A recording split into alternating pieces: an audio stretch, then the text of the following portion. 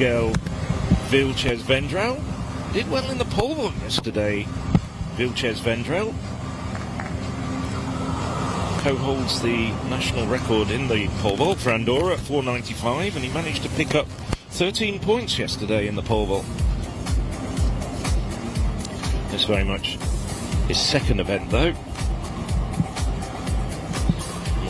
Somewhat modest personal best of 6.25, so he's done good work for Andorra already. Now really just trying to pick up a few extra points.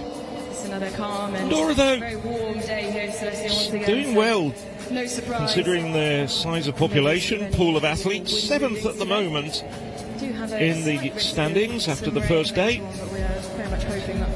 Big smile on the face. I think they know that they're not expecting big points here. Now Andreas Trakowski.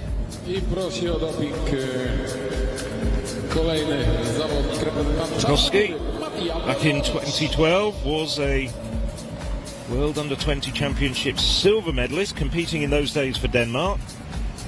Now dug deep into his heritage and competing for North Macedonia. So best is a 7.83 performer, which he did back in 2021. He's jumped 7.79 this year, so one of the men who will probably, if he can find that sort of form, be towards the top end of the standings. And just to clarify, you probably, if you're watching this, you're an athletics fan. Reminder that all athletes have 3 attempts in rounds 1 to 3. I do apologise, we had the caption there of Tchaikovsky, but it is Vojdovic of Montenegro. 6.14 from Vojdovic. I was thinking Tchaikovsky looked very good for 16. For 30, in fact, yeah, for 30 when it's... There we go. For Vojdovic is 16, yes. There we go, there's Tchaikovsky. Rewritten the North Macedonian long jump record books since his transfer of allegiance.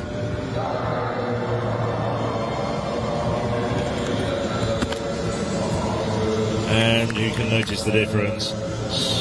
Speedy run up, solid on the board with something to spare on the board.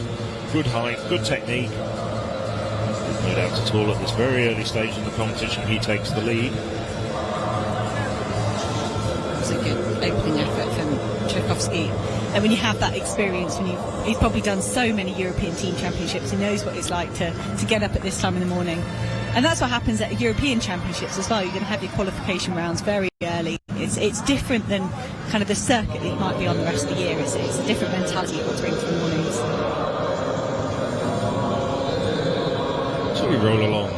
Davide Davossi,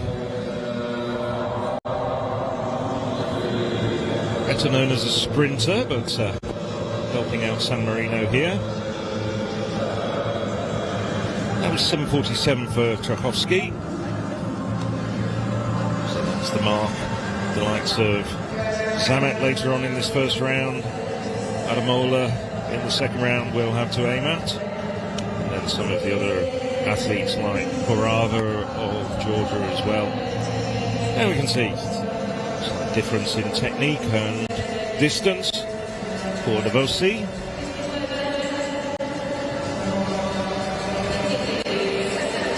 Now for sprinter, he wasn't quite quick on the runner. Looking a bit uncertain about his marks there. 5.57 for Davossi. But as we said, it's all about getting points. San Marino not expected to be really in contention. They're down towards the bottom end of the third division. They do have 1 or 2 good athletes. So yesterday, the woman in the 100 metres taking second place in that event. And now it's Stankovic, the Bosnian. Jumped 7.14, a personal best last month.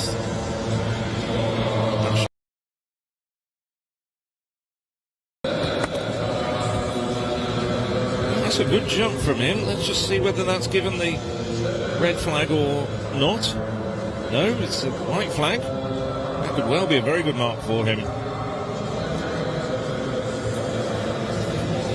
Everything looked right there in that jump. No, the distance wasn't quite there compared to Tchaikovsky. 7:19, a personal best for the Bosnian. So however things work out, as always, it's nice to come to these sort of competitions and get a personal best. Just a few adjustments to his run-up being advised.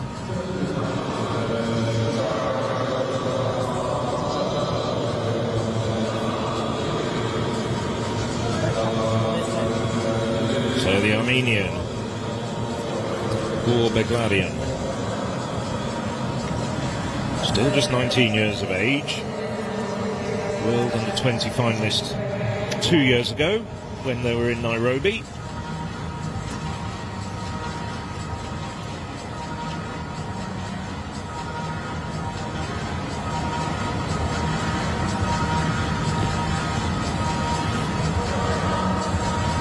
Taking his time, just getting prepared.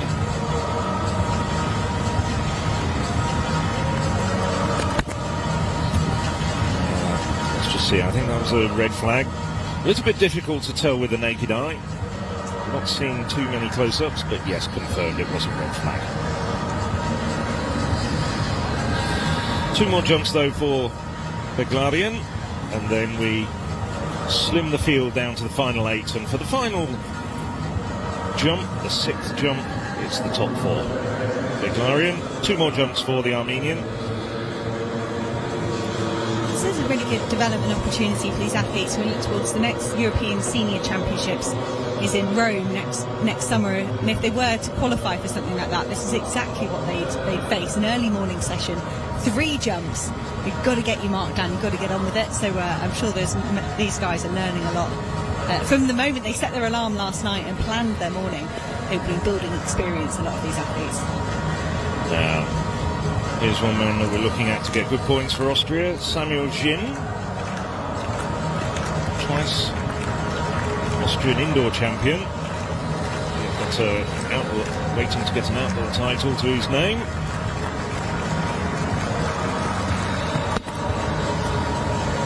That's a good jump from him. Around the 740s. Good start for Jin.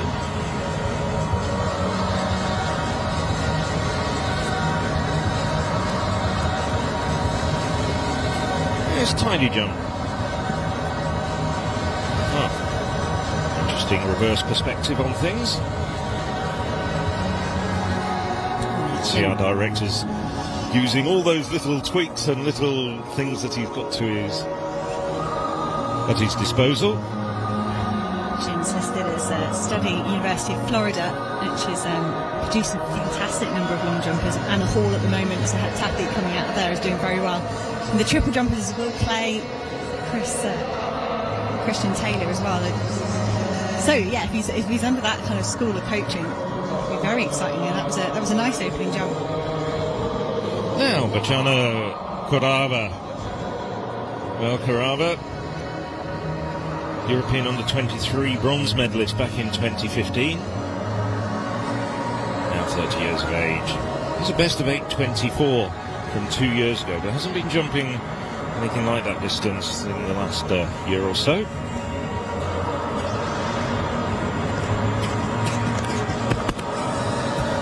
Oh, good run up, good technique.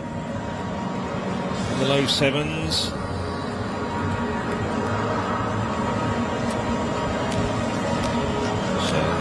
Competition still being led by Andreas Tchaikovsky, 7:47. Austria's Samuel Jin with 7:35. It's in the region of around 7:30, I think. The long jump being held over on the far side of the stadium, down the back of the 200-metre stretch.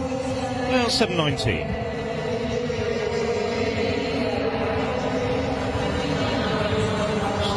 Up into equal third place at the moment. So we've had a few men jump quite well over 7 metres. This is the women's pole vault. I'll hand over to you, Hannah. 8 athletes signed up for this Division 3 women's pole vault. I've seen athletes going into events they're not very familiar with to try and gain points for their nation, but pole vault isn't really an event you can do that in. You can't learn it overnight. In a few weeks it takes years to perfect this event. So we have just got the 8 starters here, so these big points for the nations that are signed up.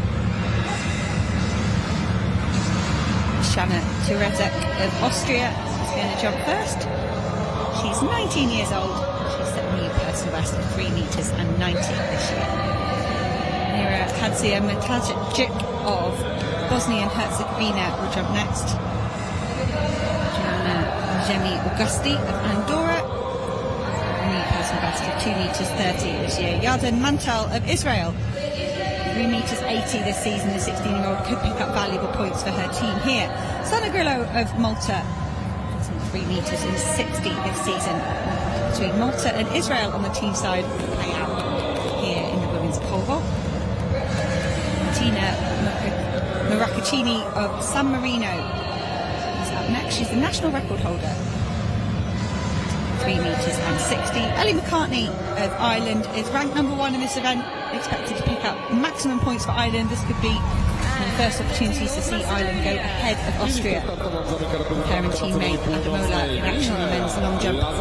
Mihaela Lazarovska of Macedonia will jump last. Bar will start at 2 metres and 20 and continue to progress. It could be a bit of a wait for the likes of Mantel, Grillo, McCartney, Turezek as well of Austria.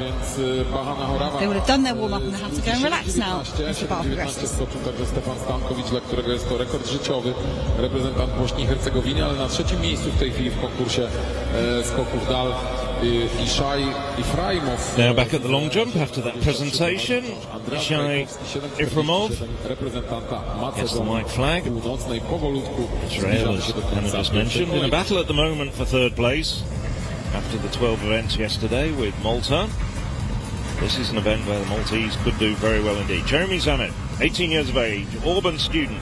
Well, that was a bit underwhelming from the Maltese jumper, but he's got a good effort in, solid effort. Probably only going to need around 7:20, 7:30 to get into the top 8. Room to spare on the board, about 15 centimetres. Of course, unlike in the European Athletics Championships, where we're using Hawkeye technology now, and the European Indoor Championships, we're still going with the old style plasticine. So, good start though from Zamet. Checking that was at the request of Marina Romanchuk competing tonight. She's been on the bad receiving end of that new vertical plane technology. So perhaps she petitioned European Athletics, said, "Come on, please can we go back to plasticine?" I don't want to get back to that. I didn't know about that. You've got to tell me more about that, and I'm sure listeners and viewers will be very interested as we watch Kangeli of Albania, another of the better jumpers, 7:64. We haven't got any close-ups on the plasticine this morning here, but with this old school plasticine, you can actually you can hang your toe on over it and not make a mark, and you're all right. That doesn't work now with this new vertical plane. And Marina Romanchuk, I think there was because she's doing long and triple now. It's hard to remember which one it was. One of the events in Belgrade, huge jump at the World Indoor Championships that was disallowed, and I think there's similar perhaps at the World Outdoor Championships in Eugene. Yeah, she's so good technically, and occasionally she's just treading that line very closely. 7:06 for Kangeli. Of course, the Albanians have had some success in the long jump in the past. So Kangeli coming in here as their representative here.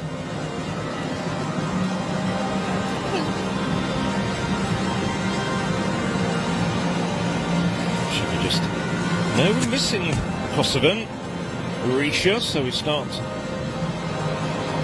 going straight into the second round with Reese Adamola, who had a foul, but a very good long jump in the first round, but it was a red flag. So Adamola now looking to get a good solid jump in, the Irishman.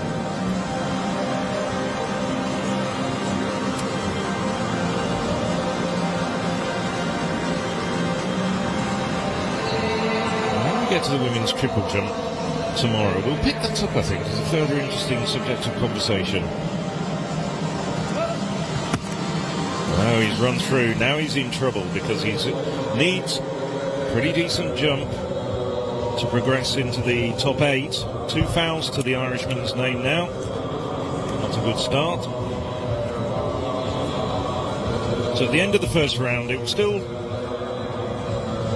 Trachowski who was leading with 7.47,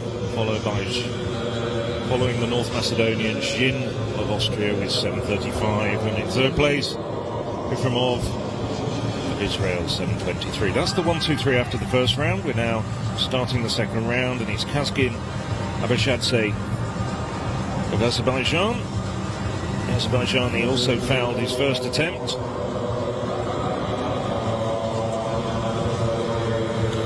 That's a best of 7.83 just 2 weeks ago in Baku.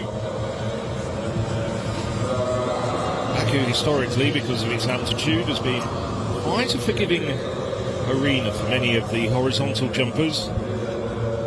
And of course we are in the 3rd edition of the European Games. The very first edition back in 2015 was held in Baku as well, one of the more easterly member federations of European athletics.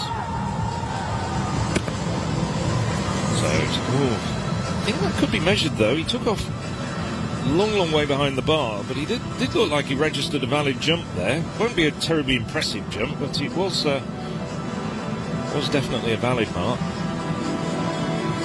He just never quite connected. It was a good, having readjusted his jump, he ended up about 20 centimetres behind the board. So 5.72 for Abashadze. Unfortunately, at this stage in the competition, it sounds harsh, but about as useful as a foul. If it doesn't get you up into the top 8 and into round 4 and 5, it's slightly better. At least he's gained more insight into where his run-up is today. But frustration, I'm sure. I think we get what you mean, yes. It might well end up being useful for a point or two, but true, good point. Azerbaijan actually do have outside chances of getting in the top 3. They need to be consistent across the board. They've usually had a couple of star performers at this level and then struggled in some of the other events, particularly the women's events where they're not quite as strong. Vojvodic, 6.14 starting proceedings for the Montenegrin. Also a very proficient hurdler. Montenegrin 60 metres hurdles world champion. I'm reading from my notes.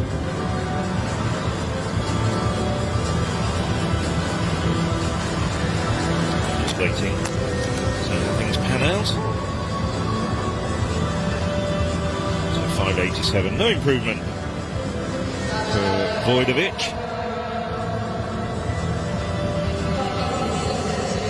And now the man who's leading the way at the moment, Andreas Trachowski. We're talking about his transfer of allegiance. His father was Macedonian, hence being able to transfer with the minimal of fuss, deciding to honour his father's background.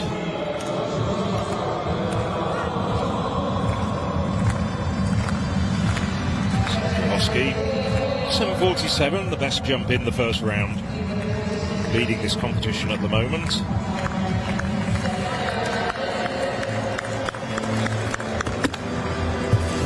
Now, that was really tight on the board. Did he get a red flag or a white flag? No, it is a white flag. See that the judges were examining the plasticine very closely.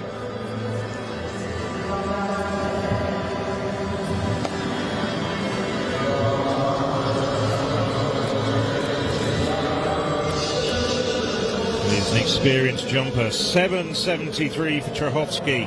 That's really laid down a marker. It's just shy of his season's best of 7.79 and only 10 centimetres shy of his personal best. There's the reason he's happy with it. 7.73. Nice overhead shot of the Slaski Stadion, or the Silesian Stadium, transliterated into English. Great facilities here for our athletes. You can see a full 400-metre warm-up track down there. There's a throws field just to the side of it as well. So we've got a busy week here in Poland with all 3 divisions. There's plenty of training and warm-up space for the athletes, which is very important. First track action here today on day 2 is the heat beat men's 110 with us yesterday, you're not familiar with the format, there will be 2 heats and the times are then piled together, and that's where our overall point standings will come from. The races are seeded, so in theory the second race should be faster. You never know till you get there. Simone Guarini of San Marino, the 17-year-old, goes in lane 4. Sabasan Leah of Georgia goes in lane 5. The twice national champion of Albania. Milan Kako of Albania in lane 6.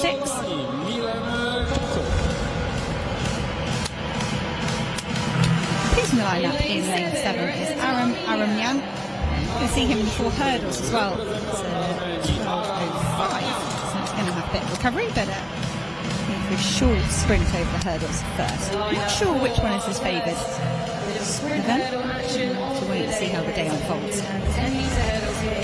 No start for Macedonian Brian Via. Just 4 athletes here in his bid.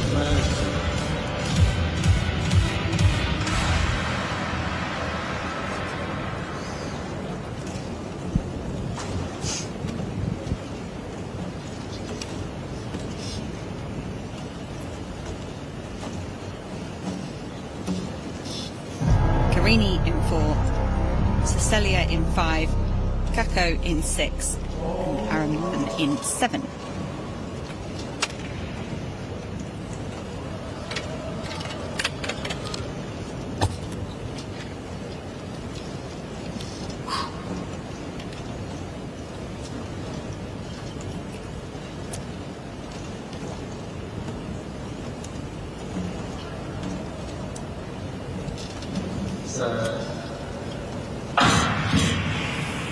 There's a false start there here. We're just making sure Kako of Albania has heard that because he's away down the track. Luckily an official had time to get out with a flag across the track to make sure Kako knew that. They'll give him enough time to recover. 110 metre hurdles, very simple. Sometimes when you're in the zone you don't always hear that second gun. Is a very good high jumper as well. As a national champion for Albania twice over, so I'm sure he's full of nerves today.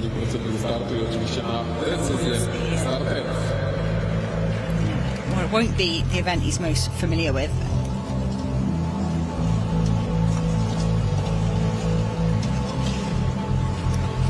I don't see any obvious first starter or a false starter for this field. Officials will know what they've got there on their equipment. They'll take a very close look at this. Didn't have any false starts yesterday afternoon. It's just blessing a free flow yesterday morning. Yes, it was a very clean day by and large. Yes, just one false start, 1 disqualification. Good camaraderie from the men down there. I think Milan Kako kind of saying, I know guys, I should have stopped, I was just so keen.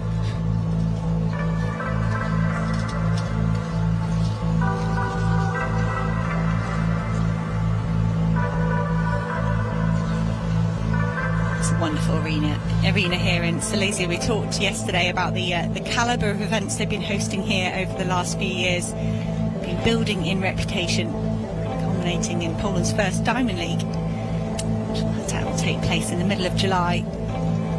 Very enthusiastic hosts of this European Team Championships, and it's been wonderful to have all 3 divisions all together in one venue. It builds more of an atmosphere, more of an occasion for everybody. Busy old week for the officials here in Poland though. 6 days of action. Let's see. Yellow card on this side. Let's hope it's double-sided yellow. Yes it is. There's a warning to Milan Kako of Albania. I think that will be for his start, not for his failure to stop.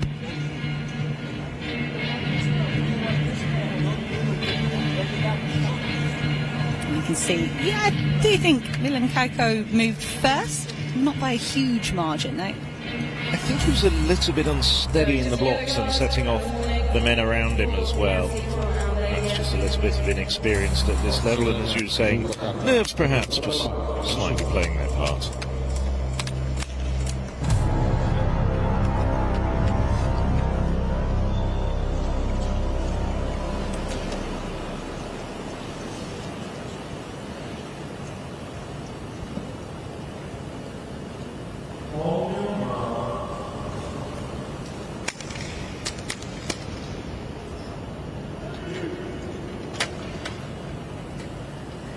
overcast here in Silesia today. If anything, a slight shade on the home straight, which we welcome for these men as they waited for their second opportunity to start. Guarini in 4, Cecilia in 5, Kako in 6, and Aramian in 7. So And they are away cleanly this time, very closely matched in the middle lanes. Cecilia and Kako separating themselves from the other two. But it is the better known high jumper from Albania, Milan Kako, striding away. Massive win here. Aramian of Armenia, I think, tangling with one of the latter hurdles. That was nice of Milan Kako, 15.49. And does smile. It was a bit of a chaotic morning for him. I'm sure he would have rather just run one race, not 1.5. Personal best for Cecilia. Georgia as well in second place. Just looking at the replay, well, the Albanian was out very quickly, and from this point on, 4 hurdles into the race, there was never really any doubt. He was the man exhibiting the best of techniques, and he was also pretty quick across the ground. So a nice win in the first of 2 men's 110 metres hurdles races for Albania. Guarini, despite issues with some of the latter hurdles, still came through for second place. Aramian, apologies, it was Aramian of Armenia that came through for second place. Guarini of San Marino is also listed. The multi-eventers, but there you go, there's the full results of Division 3. First heat in the men's 110 hurdles. We'll have another heat afterwards as well.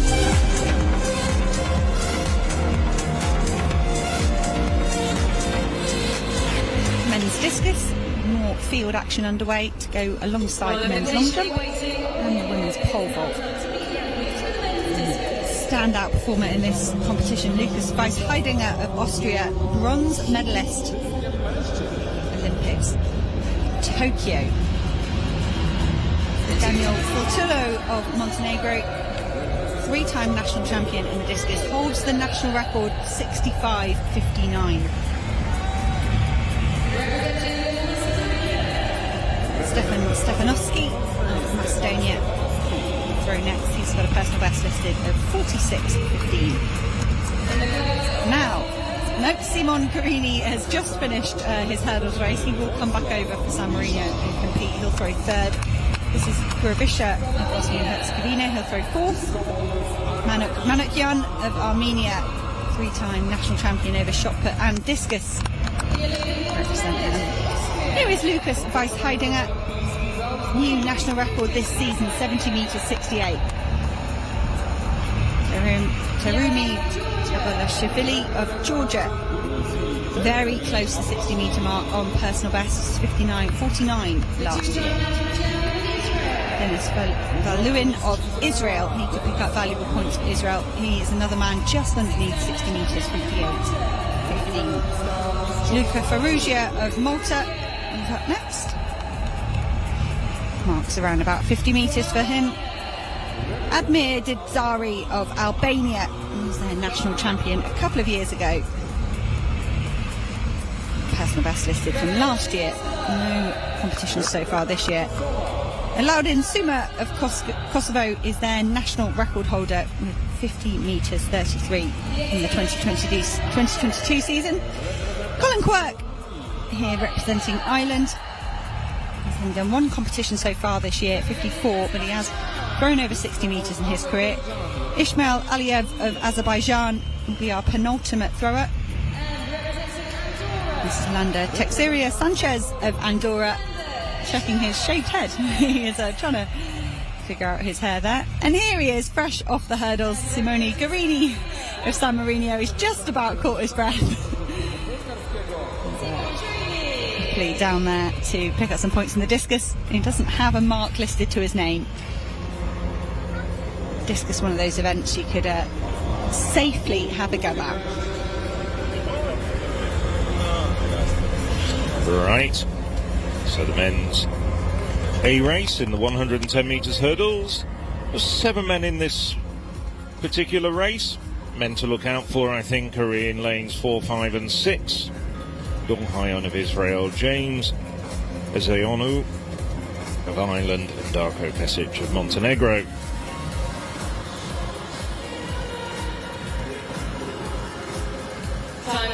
There's also Austria's Jan Mitschke on the outside. Well, he hasn't competed so far this year. He's better known as a decathlete. Useful hurdler, although his best times came a couple of years ago. He's a 7,200 plus decathlete.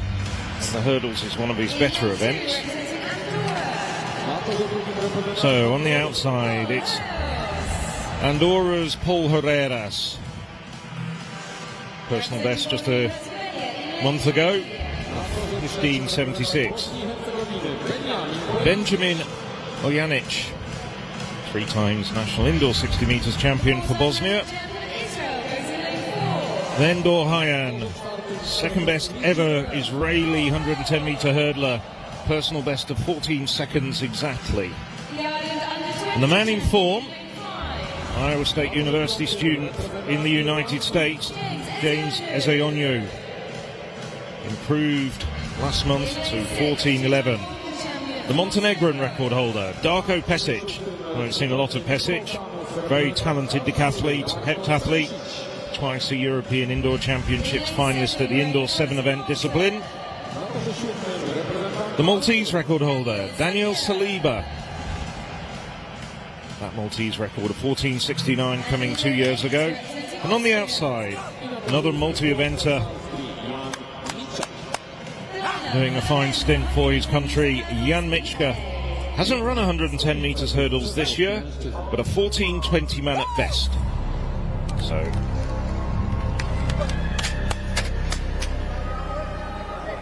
just a reminder, Austria and Ireland battling away at the moment at the top of Division 3. Israel in the mix as well, battling for promotion with Malta in 3rd and 4th place respectively.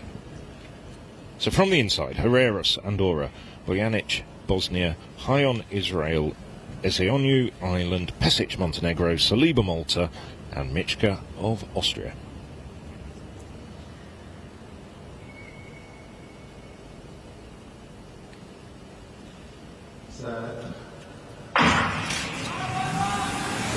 And it is the Irishman who's away very quickly, wearing the headband.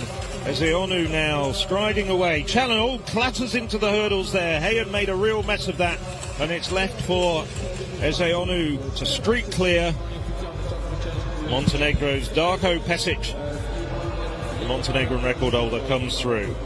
14.32 though for Ireland. Maximum points go to the men in green, and that's very useful in their battle with Austria for supremacy at the top of the Division 3 table.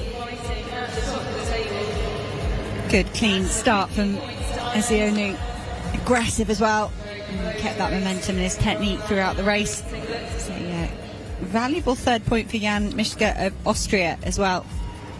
And James Ezeonu, you can see just in there, maybe that, there you go, the Israeli hitting that hurdle there. That's going to be costly to their team total.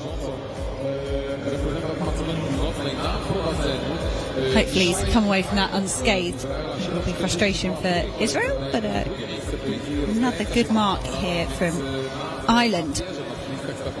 Ezeonu has got the look of a quality hurdler about him. He hasn't yet quite posted those times, but he's still just 19 years of age, and he'll, I'm sure, be going to the European Under-23 Championships in Espoo in Finland next month, hoping to make a mark there. That's the full result. Ezeonu 14.31, and quite some way ahead of Darko Pesic of Montenegro in second at 14.75. Austria's Mitschke taking 3rd. And a shout out for Bojanic of Bosnia, coming away with a personal best there in 4th place in that 2nd race. That's the full result of the men's 110 metres hurdles. And after the first event of today, and 13 events in total, well, Austria lead by just 1 point from Ireland. Now a gap between the leading pair back to Israel, with Malta not that far away in 4th. Malta have made up a point there on Israel already. So this is Israel's Iframov in the long jump. looking for good points here as well. That's a bit better. 7.23 Iframov. Well, Iframov, 26 years of age now, also proficient high jumper. I'm sure his coach will be telling him just to move his run up just forward a little bit. Nevertheless, I think that's an improvement on his first round effort. Good height there as well.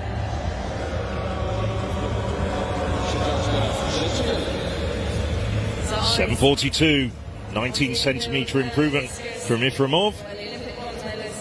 I think that takes him up to second place behind Tchaikovsky's 7.73, which we saw earlier in the second round.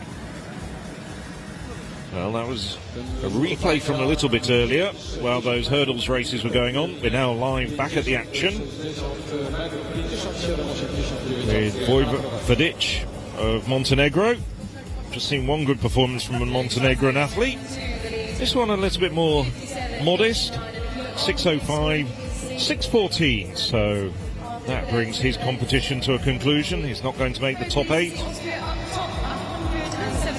Here's a man who's assured of 3 more, well, at least 2 more efforts.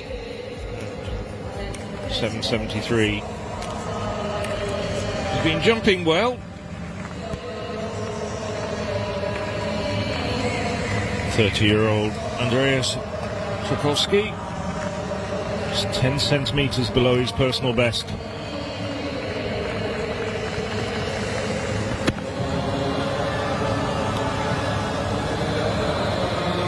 Now, not too sure about that though. Once again, he's very good technically, very experienced, and he does get the red flag.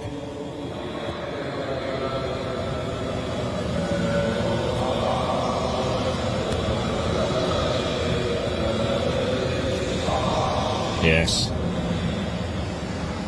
Wasn't sure at first sight, but it was just half a toe into the plasticine. Nevertheless, still leading the way by some considerable margin. Carrara of Georgia also improved to 7.35 in the second round to move up to third. Here's a man we've been looking forward to in the third division, Lucas Weiss-Heidinger. Real quality brought to this men's discus by Weiss-Heidinger.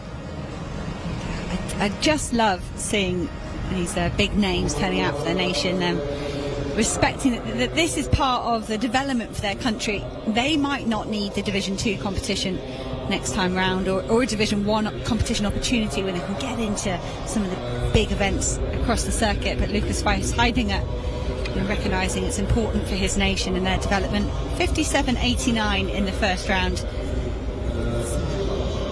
Pretty low by his standards, but hey, he's got a mark on the board, and as we keep saying, it's early in the morning. We have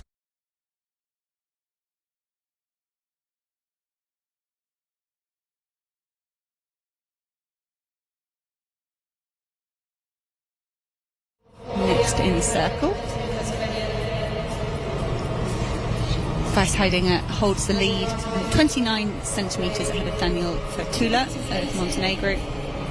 Bosnia and Herzegovina's Vostja Grubsja is in third. It's Ferrugia, 48 metres and 4 centimetres there in his opening round effort. That's enough for 5th place.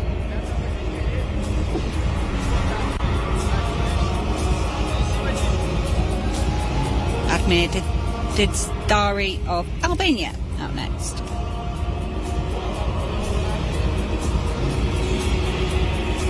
No fouls yet in this men's competition. They're doing very well. They navigate this opening round.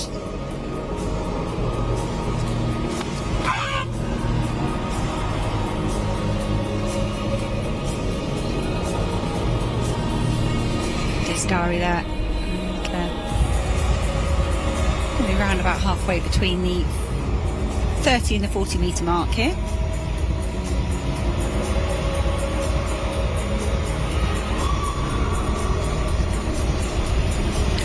.37 metres, 95. This is his first competition of the year, so it is registered as the season's best.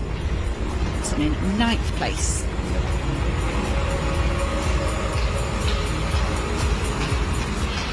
So the next event on the track will be the women's 100 metres hurdles B race. The barriers have been adjusted down to the women's height, and we've got 5 women in this field.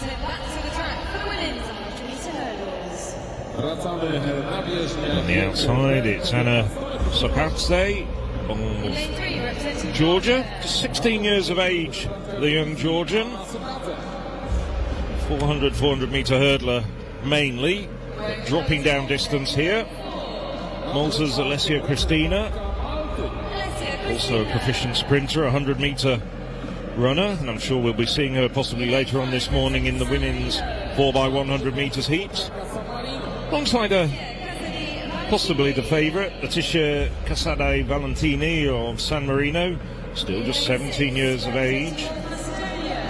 North Macedonia's Sarah Osmanovsky, Montgaventa, long jumper and thrower as well. And on the outside, in lane 7, Donika Kremadaci of Kosovo.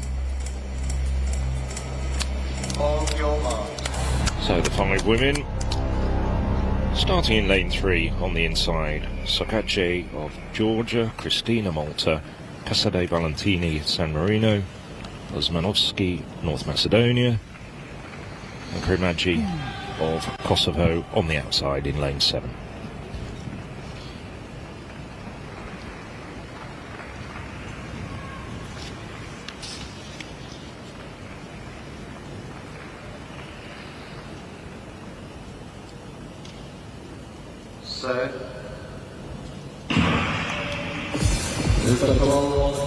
Further away, and it's the North Macedonian Osmanovsky who's running well at the moment, but coming up quickly, Casade Valentini after a slowish start.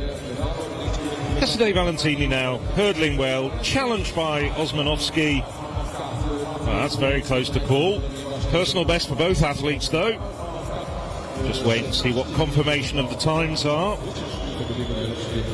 Unofficially, Osmanovsky is getting the verdict at 16.92, I can see. Casade Valentini, 16.93. I think that's a personal best as well, not just a season's best for Osmanovsky.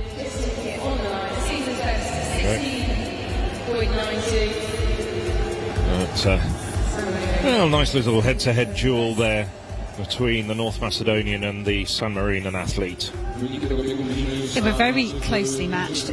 Great start from Osmanovsky. And it was just at this point that Casado Valentini got into her running. And Osmanovsky that managed to build, there was a change in momentum for the North Macedonian. It's just enough to propel her ahead of the San Marino athlete in the closing stages. Osmanovsky taking very long strides between the hurdles. She is tall, and as she builds her strength, she's only 17. That stride pattern will become more powerful, but she was just running out of steam over the last couple of flights and opened the door for Sarah Osmanovsky. The two 17-year-olds. Let's hope they see each other again at some of the European Athletics Age Group Championships.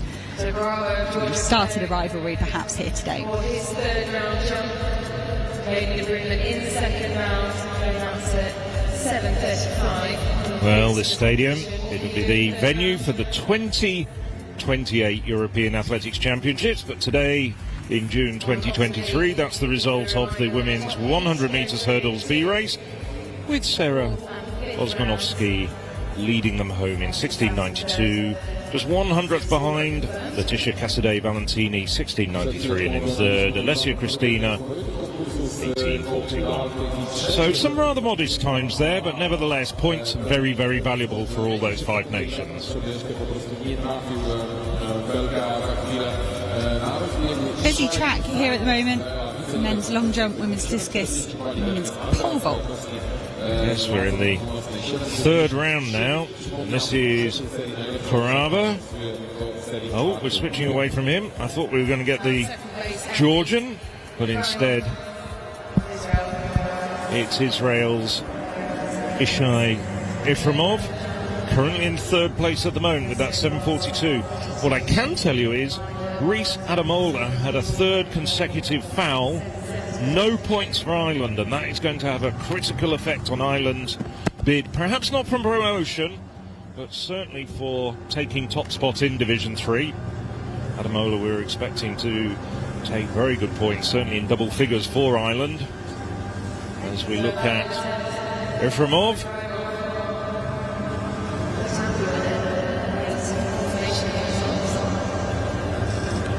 Is that the long jump equivalent of a mic drop? It might well be, yes. Just waiting for confirmation. I don't think it was quite as far as his second round effort. Let's wait and see.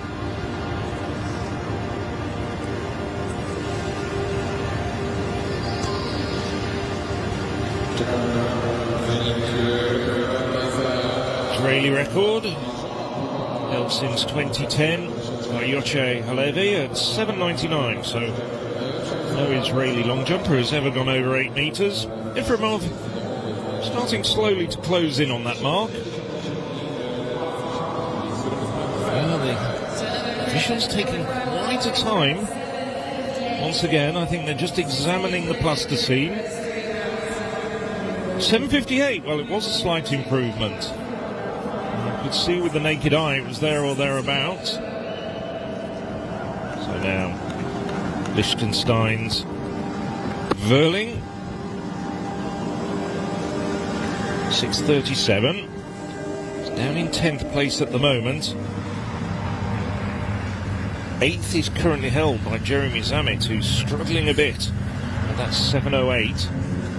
So that's the mark the remaining jumpers who are outside of the top 8 need to aim for at the moment.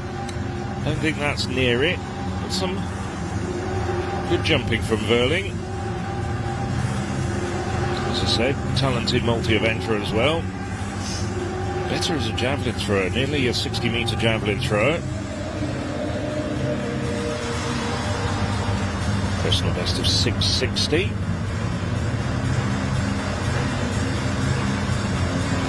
Liechtenstein bringing up the rear at the moment in the 15th place in this third division, but still nice to see the Principality here competing as an individual nation, I think, for the first time. Normally they're grouped into the Association of Small European States, but deciding to fly their flag on their own this time.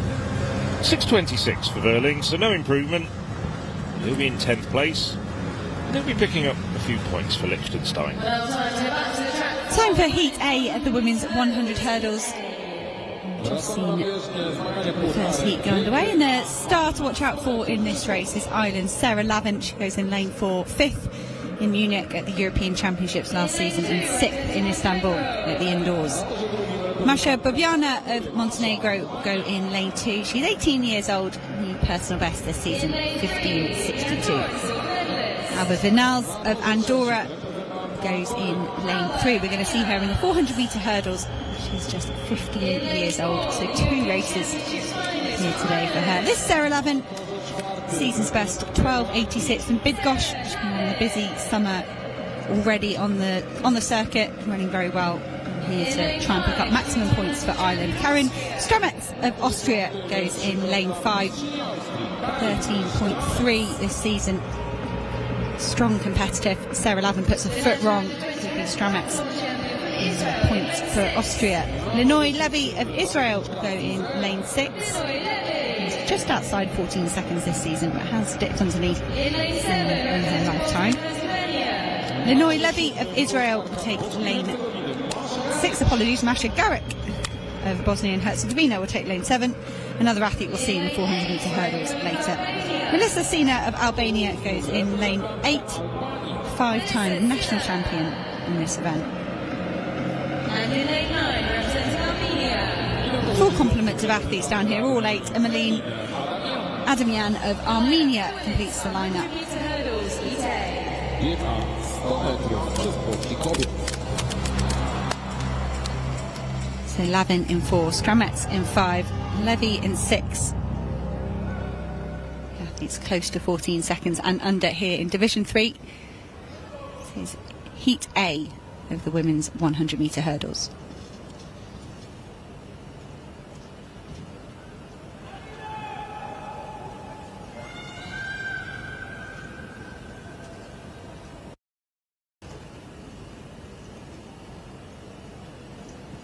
Fast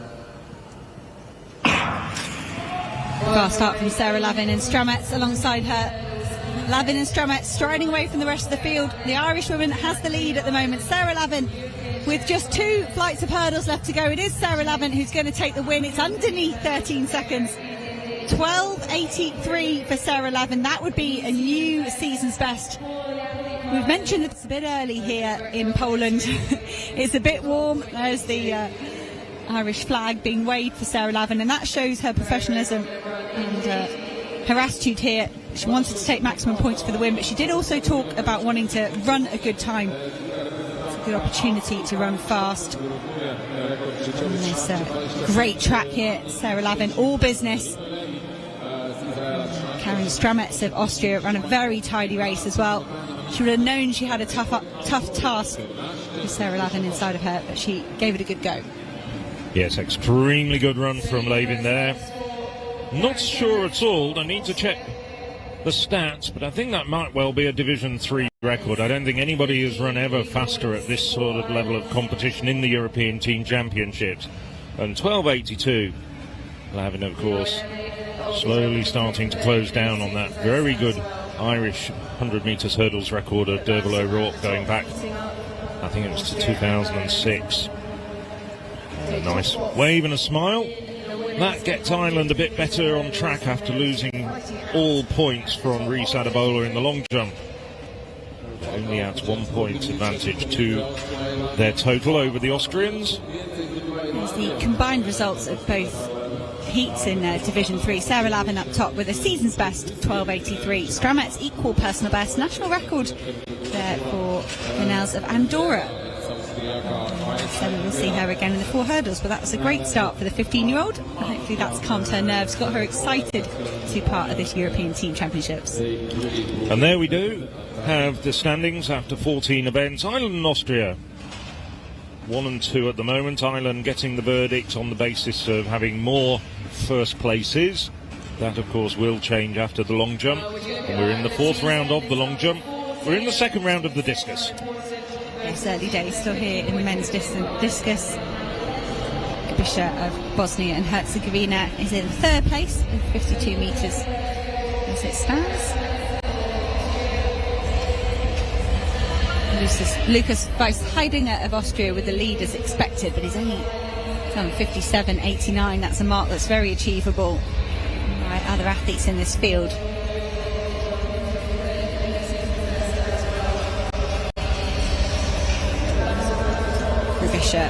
Just 1 centimetre improvement, 52.64. He stays in 3rd place.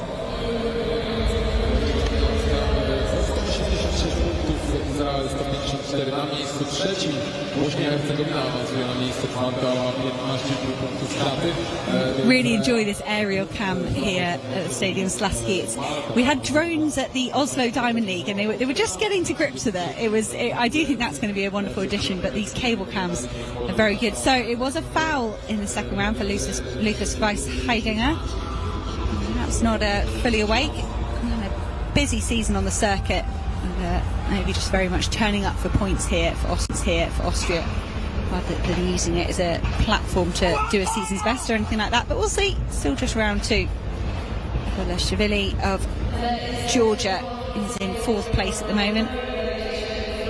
Well, I do like with the improvements of technology. I mean, when we have those wide shots, just have a look. There's a set of cameramen out on the field, just a little bit onto the infield from the pole vault, and then looking straight down into the mouth of the discus cage. But with improvements in technology, they can actually do long shots from about 100 metres out and just really get close up, though, on the throwers like Abishashvili and all the rest of the discus throwers, and we can really see their technique very, very well.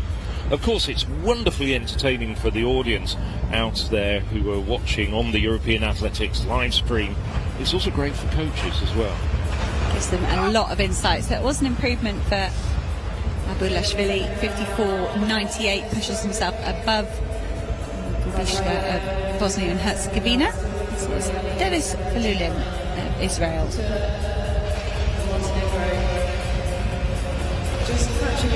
Competing in discus and shot, primarily discus this season though.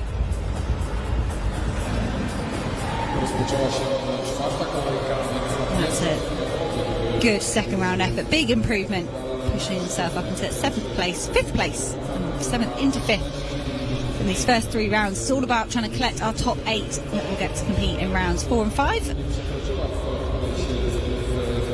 Good effort there from Valilin to get himself further into that top 8, a bit more of a buffer, a bit more comfort. Perugia of Malta is in 7th place at the moment.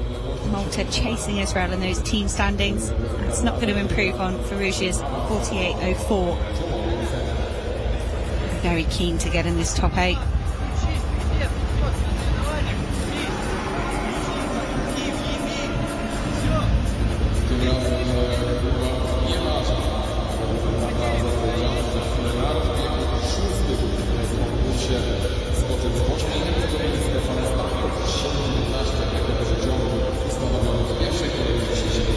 Look at some of the camera angles we've got here in Poland. I do think they do this tremendously well in a lot of their meetings. Different angles than we get elsewhere. Admir Didzari of Albania up next. 37.95 in the opening round. This is his first competition of 2023.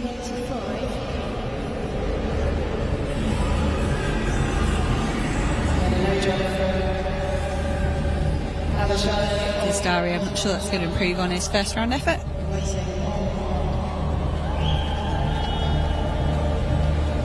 have a look. 36.51, so consistent. It's looking like it might just be one more throw for Albania. Dizdari. Laudin Suma of Kosovo up next, who is their national record holder at just over 50 metres, edging up towards the 45 metre mark here.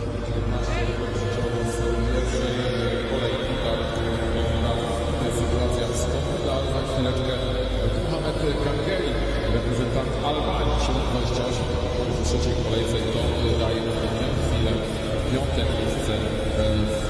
miejsce w skoku dalej. 45.45, so a steady improvement from Suma. This is his first competition of the season as well. Dizdari.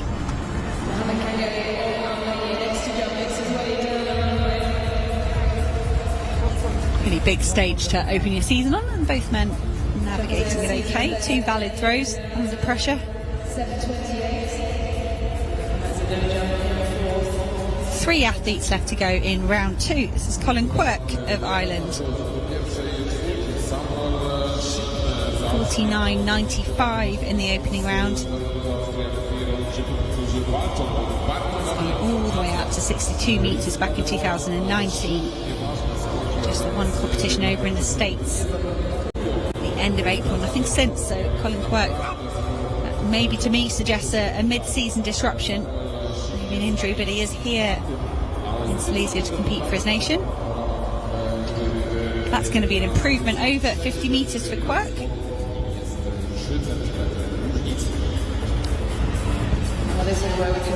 Yes, at this level, the throws, particularly the men's throws, usually do bring good points for Ireland, and we saw in action yesterday Nicola Tutil in the women's hammer doing extremely well, getting second place in the women's hammer yesterday. Good performances as well from Michaela Walsh in the women's shot put. So a little bit of pressure on Quirk just to keep his end up. Ismail Aliyev of Azerbaijan next up in the circle, 9th place at the moment, 44.83. It's going to be a little bit below that, I think. 8th place at the moment, the man sitting in the final qualification spot for rounds 4 and 5, Manuk Yan, with 45.35, so it's tight between 8th, 9th, 10th. 44.90, no improvement for Aliyev. It's a bit of a surprise to see Azerbaijan down in 12th place at the moment in this division, only just above San Marino, Kosovo and Liechtenstein. I would have thought Azerbaijan would have done a bit better by and large. They've been challengers for promotion in the past, but their team overall is not really performing that well. The bar now at 3 metres and 60 in women's pole vault. Martina Moracchini of San Marino next.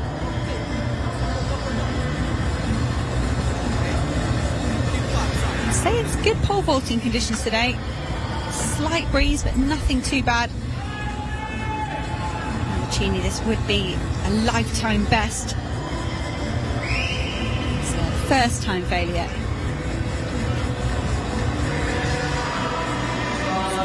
Athletes have been in action so far. Hadija Metijic of Bosnia and Herzegovina has exited the competition, but she was rewarded with a national record. Jimmy Augusti has finished as well for Andorra. Zarovska of Macedonia has retired from the competition. Ellie McCartney of Ireland yet to enter. Yarden Mantell didn't come in till 3:35. That went okay.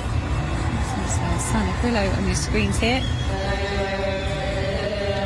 Okay, Yarden Mantell will be jumping first. Yep, she's just explaining to Sana Grillo, you're too keen. Just chill out for a second. I'm going first. Yarden Mantell wasn't on the runway. Perhaps as some of these other athletes have entered the competition, and all just kind of fleshed itself out a little bit. And we'll get more familiar with the exact jumping order. Yarden Mantell is just 16 years old. Did 3 metres 95 a couple of years ago.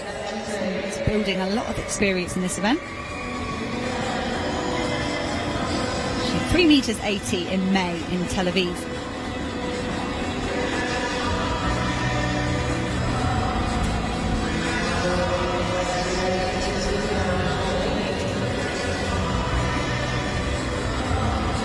Second attempt here at 3 metres and 60 for Yarden Mantell.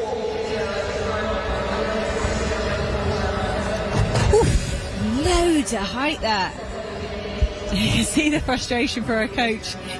She's clearly capable of that height. She's just got to position it at the right point. Yeah, she's saying that. I'm so high. Yeah. Mantell, a real talent. I remember seeing her at the European Under-18 Championships last year in Jerusalem. And as a home nation athlete, I'm sure she'll be competing in the European Under-20s coming up in August. Well, I think it's you and I commentating again for the European Athletics live stream, isn't it? Yes. I'm going to give you the women's pole vault. You can Okay, I love that. I like women's pole vault. Look at that height from Yarden Mantell. It's a very sharp high point. If you think about it like a graph or something like that, it was a big spike. She's got so much height to play with. You could almost go flatten it out a little bit, give yourself more time at the top there, but that's easier said than done. Commentators talk about being in the 12 o'clock position, don't they? They were referring to that a few times yesterday when we had the men's pole vault going on in the Division 3 and Division 2. When you're a young improving athlete, there's lots to work on. So this is Simon Guarini. We've already seen him in the 110 hurdles. And, that will be the end of his competition. It's been a season's best for the 17-year-old, 20 metres 99. San Marino coach just texting and saying he's got his job done, points in 2 events. Now he can relax and hopefully spectate for the rest of the day. Who knows, we might see Simon Guarini and something else yet. Vojislav Bisha up next for Bosnia and Herzegovina in 4th place.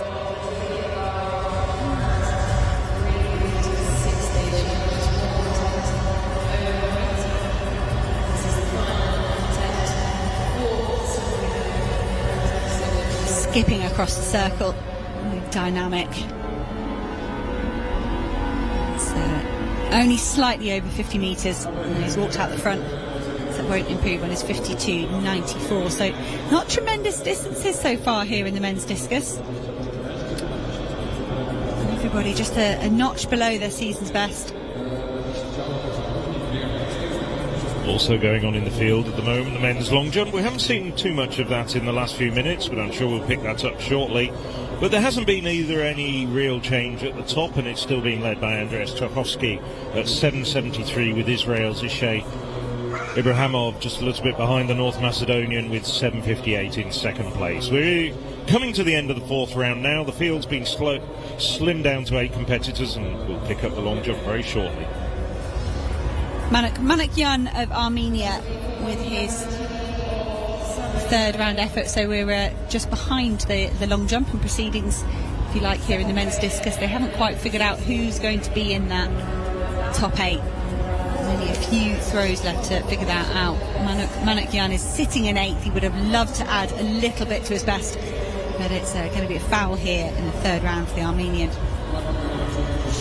There goes Lucas Weiss-Heidinger, and you can see the camera having to get readjusted. I'm sure the officials knew who was coming. He took a few strides backwards. That's going to improve on his 57.89. He's staring at his hand every time he comes out of the circle. I wonder if there's a blister or something going on for Lucas Weiss-Heidinger. Hot, humid conditions could lend themselves to something like that. Weiss-Heidinger, he's looking relaxed. He's not his normal sort of compact, snappy thrower here this morning in Silesia, but he's perhaps chose not to do very much of a warm up. I don't know, maybe using these opening rounds to get himself ready, but he's doing more than enough for Austria and maximum points. 61 metres 9 centimetres extends his lead in round 3.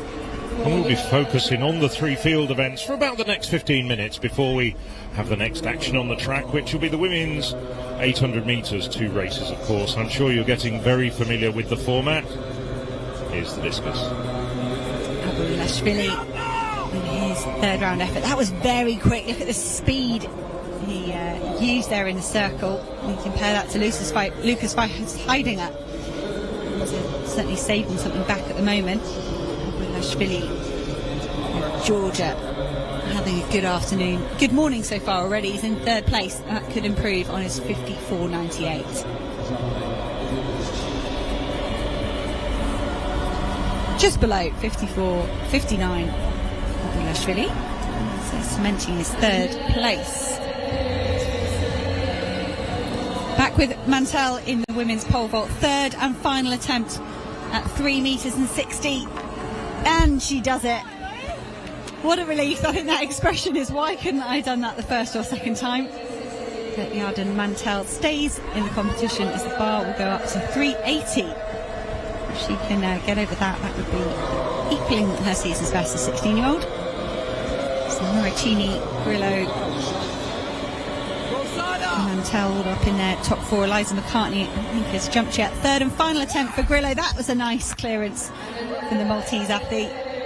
That equals her lifetime best. Relief and celebrations from her support team. There's some fellow athletes down there helping her.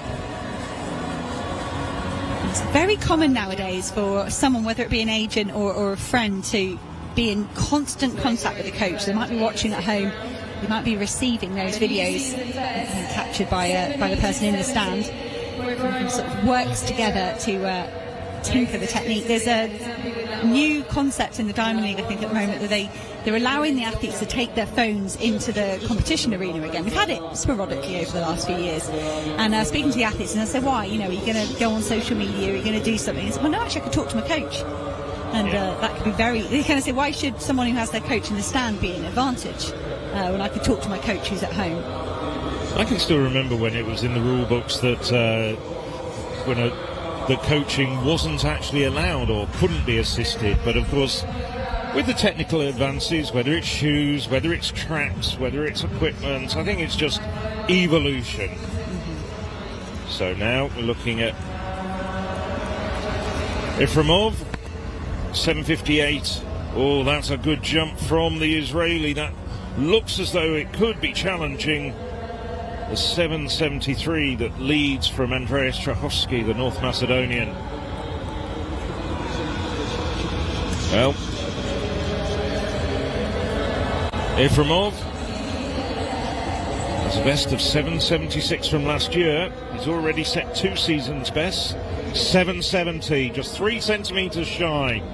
I'm sure we're going to see him in the final 4, taking a 6th jump That'll be an interesting battle. Jumping at the end of the 5th round now. Andreas Czachowski still leading as he's done from the very first round. A little bit of a ragged landing. Don't think, as you can see there, we've got the 1, 2, 3 markers out there superimposed on the sand. It looks to me as though it was around 7:35, 7:40 with the assistance of those markers. Still a little bit of room to play with on the board for the experienced Czachowski. 7:25 for Czachowski. But he's still leading, now only by 3 centimetres though from the Israeli Ishai Ifremov. So, we're down to the final 4. And that final 4, quite surprisingly, won't include the Maltese jumper, Jeremy Zamet. He had all sorts of problems while we were listening and watching to the discus. I was watching what was going on in the long jump. Zamet, who I think would have started as the favourite for Malta, had all sorts of problems with his run-up. Would only get out to 7:18 with his 5th jump, and he'll only finish down in 7th place, when Malta, I think, were looking for big points, maybe for him to finish in at least the top 3. So now, 4th at the moment, it's Bachana Korava of Georgia.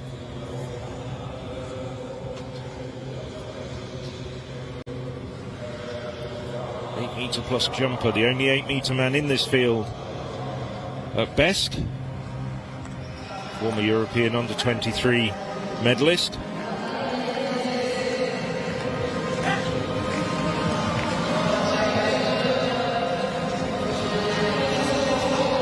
Horava. 7:35. That doesn't look like it's as good a jump. It's about the 7:10, 7:15 for Korava. So no improvement for the Georgian, I don't think.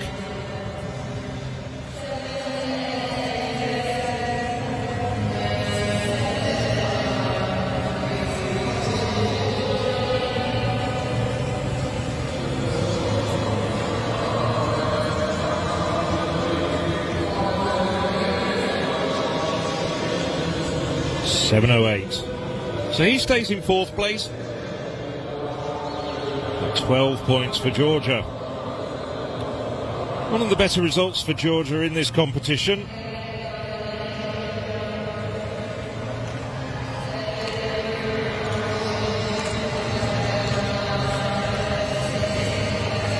Next onto the runway,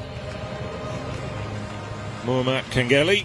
Kangeli came through 7:36 in the 5th round to jump into the top 4.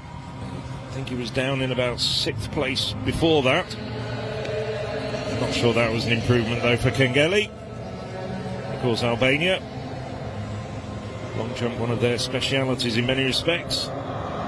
Izmir Smalaj winning a European Indoor Championship title just a few years ago.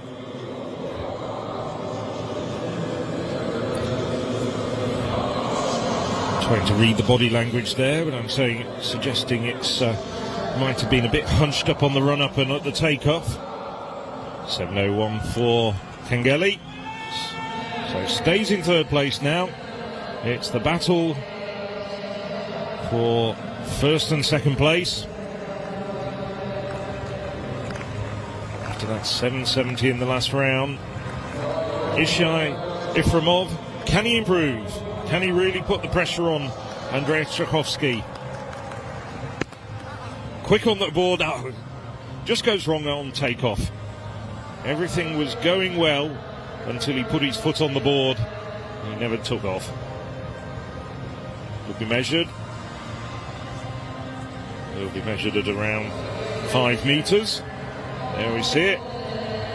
He just couldn't get himself into takeoff position, getting ready for flight. Nevertheless, 14 points for Israel. And that helps them considerably after the disaster of having Blessing Afrifa disqualified. And in this competition, the tables were turned with Ireland's Rhys Adamola failing to register a jump and getting no points for Ireland. Well, North Macedonia haven't had too many successes over the first day and a half so far of this Division 3, but Andreas Trachowski confirmed as the winner of the men's long jump. He's just 6 centimetres away from his own recent national record. And that was a good jump. Not quite as far, though, as his second round effort. Around the 755, 760 mark, perhaps. Just a little bit flat compared to his big jump in the second round. Still got good distance, but he's going to take the win. So North Macedonia, there's a smattering of spectators on the far side of the Slaski Stadium, and he applauds them for their support. Good camaraderie between the long jumpers. Coaches, competitors helping each other. Good example there in the end. Turned into an exciting finale with Ishai Eframov jumping 770 in the final round. In the penultimate round, I should say, in the 5th round.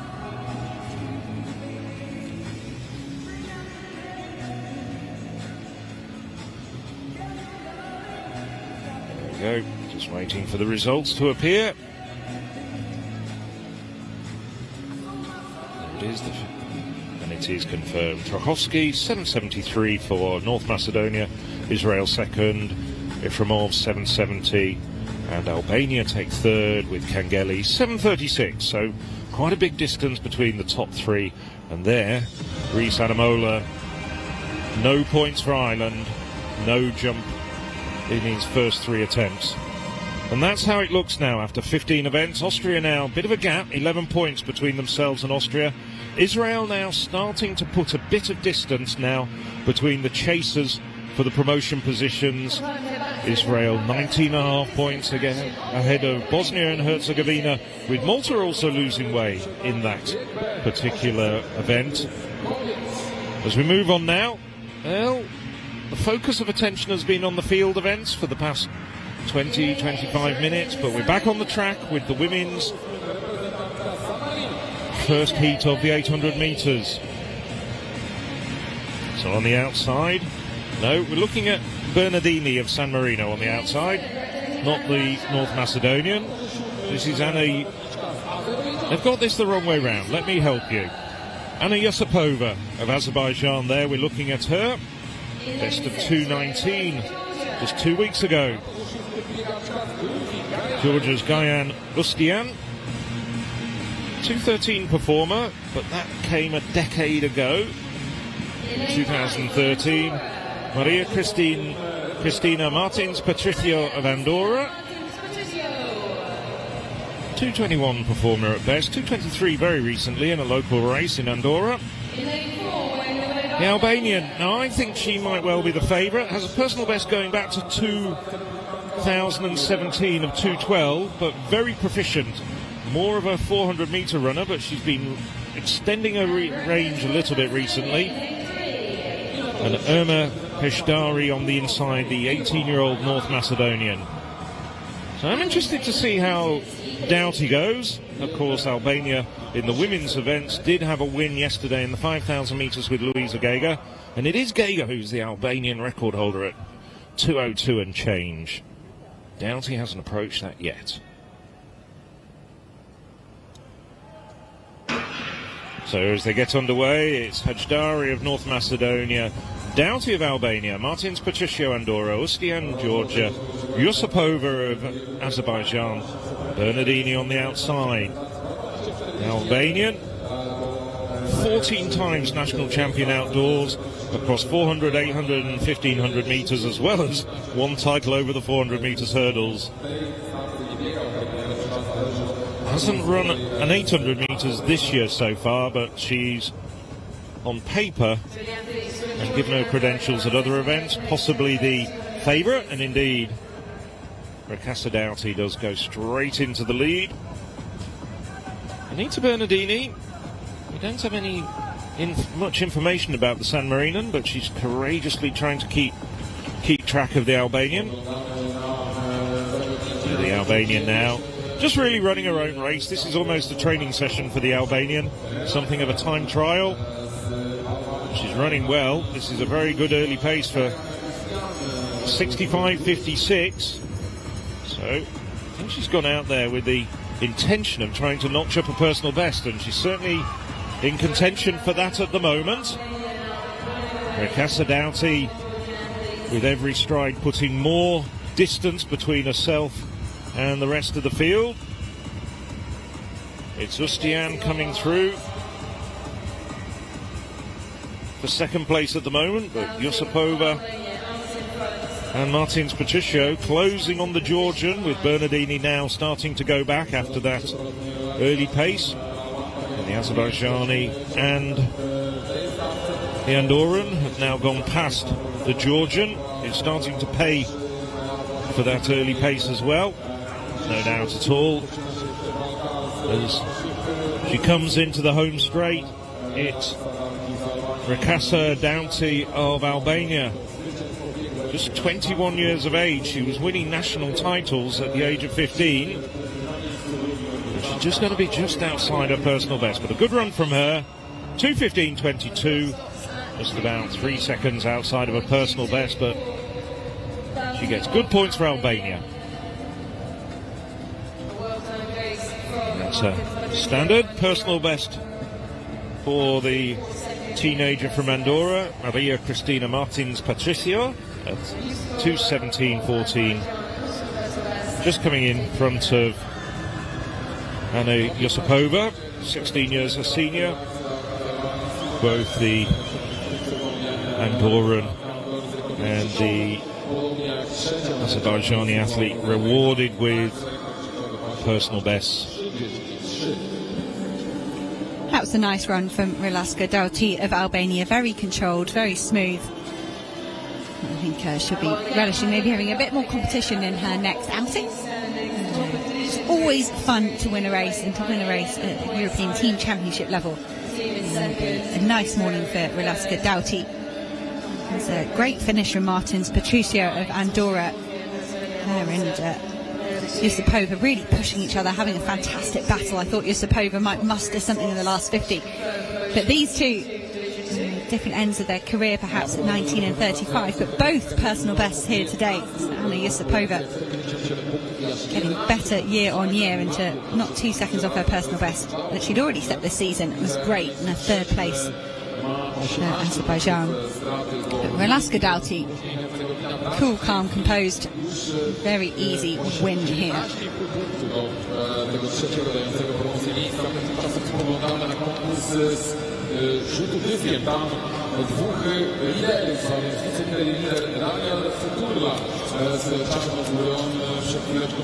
Yeah, she felt that Doughty could have gone faster if there was anyone there to challenge her, without a doubt. She does race a few more 800 metres over the course of this season, as I say, just remembering that she's just 18 years of age and has quite a range. You do feel that Doughty can break 2:10 sometime soon, and it was Doughty 2:15.21. Very comfortable win for the Albanian, followed home by the athletes from Andorra and Azerbaijan. So back with Grillo here, her first attempt at 3 metres and 80. She would be one of the first athletes to go over as this bar's gone up in height, and that would be a new personal best if Sana Grillo can figure it out.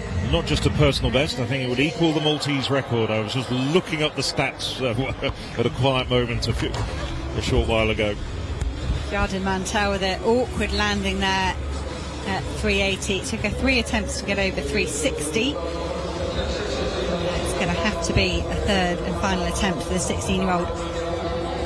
It's a hot, sticky morning down there.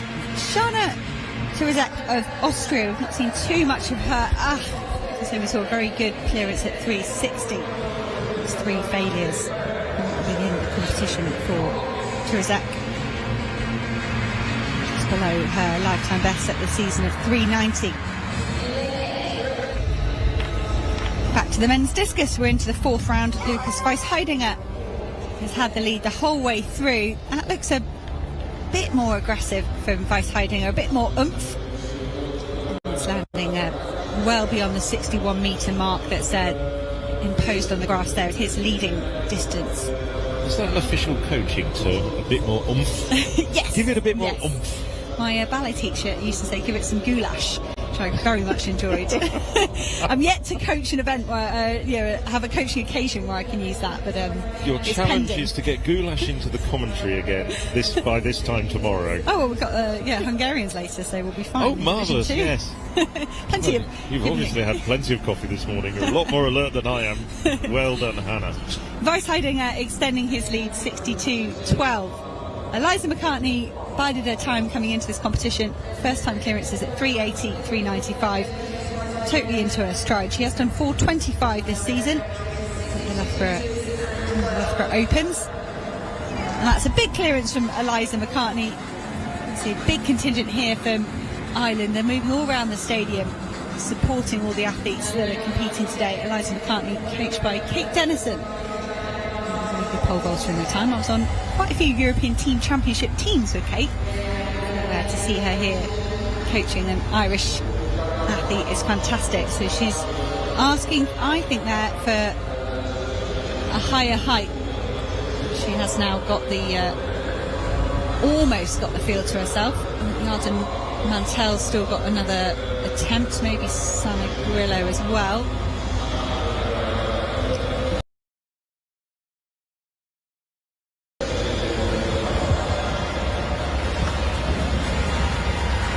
That bar for Ellie McCartney, that was 3 metres 95. There is Kate Dennison. Yeah, dual representation there, British cap, Irish shirt. She's got to do that, really.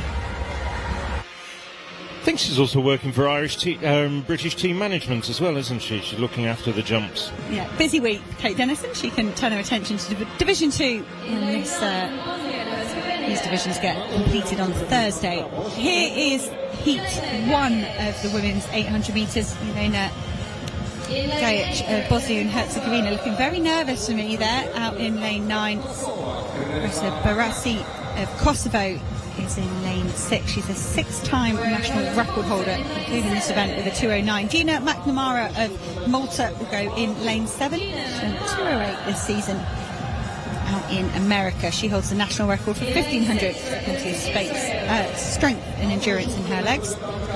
Sylvan Oabak of Israel will go in lane 6. National record holder over the mile and the 2K, some of the longer distances from Israel. Caroline Bredlinger of Austria will go in lane 5, 2-time national champion over this distance, new personal best 2:05 this season. Louise Shanahan, Irish Olympian, very accomplished athlete, new personal best 1:59.42 in Belfast was the Irish record at the time. Kieran McGeehan has lowered that a couple of weeks after.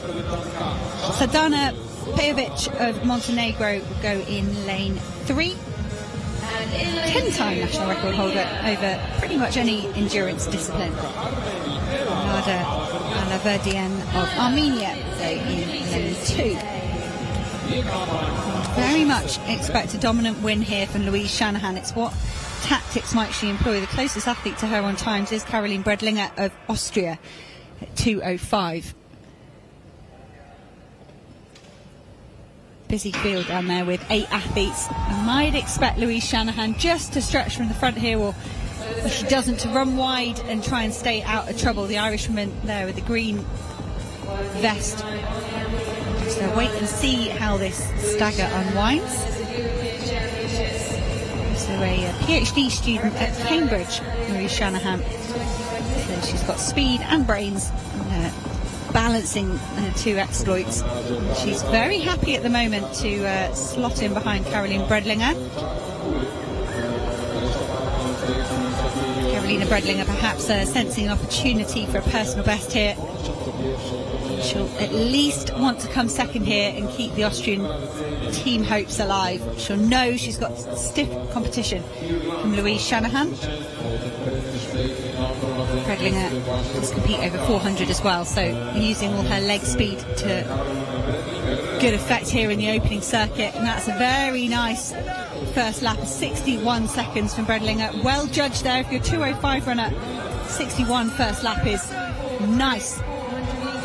Good to see Louise Shanahan An explosive last 300 metres here. And a negative split. And at the moment, here she goes, Louise Shanahan just drifting wide, trying to get herself past Carolina Bredlinger, but Bredlinger digging deep here down the backstroke. Louise Shanahan checking the big screen behind. There are moves going on.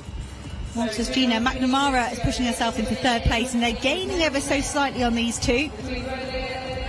Maltese athlete having a great run behind. McNamara, another athlete that's been under 2:10 this season. But there goes Louise Shanahan, the Irish woman, hitting the last 100 here. It's been a brave run from Carolina Bredlinger. She's going to come under pressure from Gina McNamara.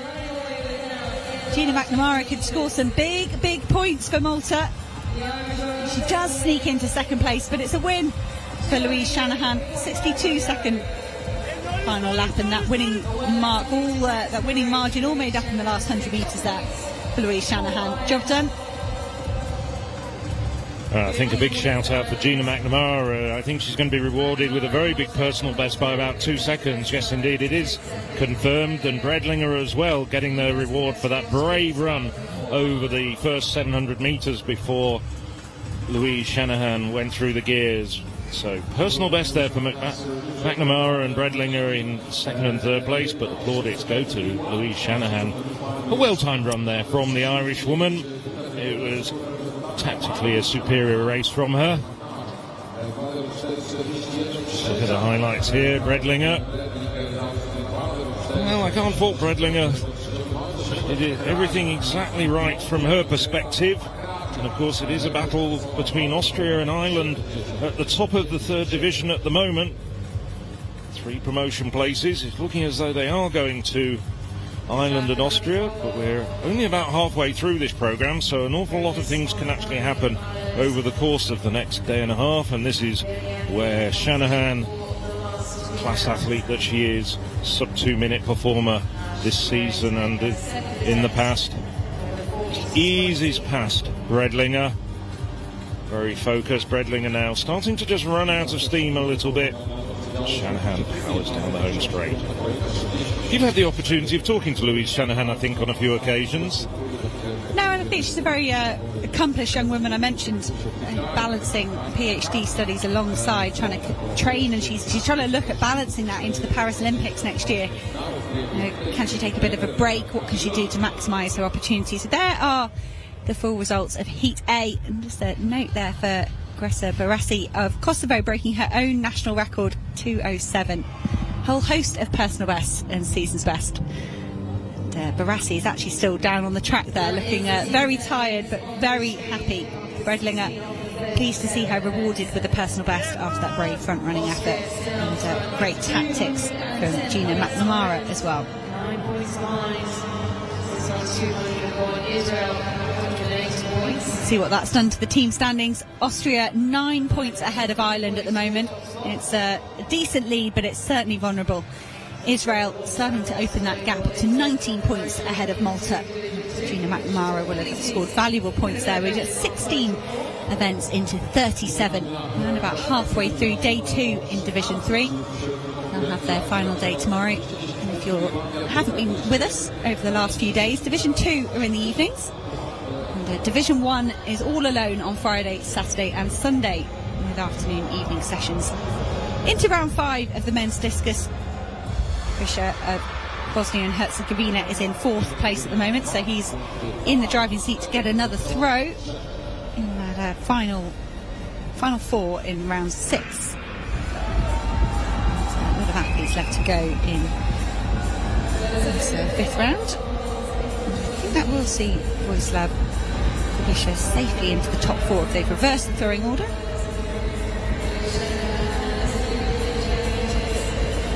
Too delighted with that, underwhelmed. And if you're enjoying our coverage of these Silesia 2023 European Athletics Team Championships, all 3 divisions, just a reminder, you probably know this already, but live results plus bags more content like reports on the day's event and links all the way through to social media where there's lots of videos, lots of reels, can be found on the European Athletics website, www.european-athletics.com.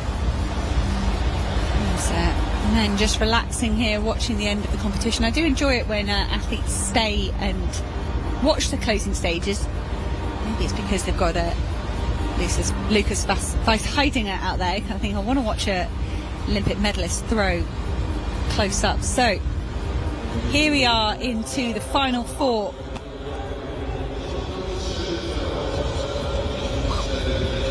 Wislav Grubisha will start off. We've also got Timuri Abulashvili, Daniel Fortula and Lucas Weisheidinger. We'll be doing this final four in the Division 3 men's discus to conclude their morning. Small improvement from Grubisha just now in the 5th round. It's well balanced, but yeah, you feel like there's a bit more power in there. You just relax and let it out. He has thrown 57 metres this season. I think that's going to be a bit of an improvement maybe on his best throw so far of 53.08. It's 54.98 for 3rd place and 1 more point. Well, I have to say the Bosnians are doing really well at this stage after a day and a half of Division 3 competition. They're down in 5th place at the moment after 16 events, but they're still clinging on to hopes that they can get promoted. Grubisha there, no improvement on his position. It was his furthest throw of the day, and he stays in 4th place. Timuri Abulashvili of Georgia up next, 54.98 in the 2nd round. This is his final effort. Good speed, good power there. It falls a bit too close to the 50-metre mark to make any difference there. He walks out the front. 3rd place and great points for Georgia.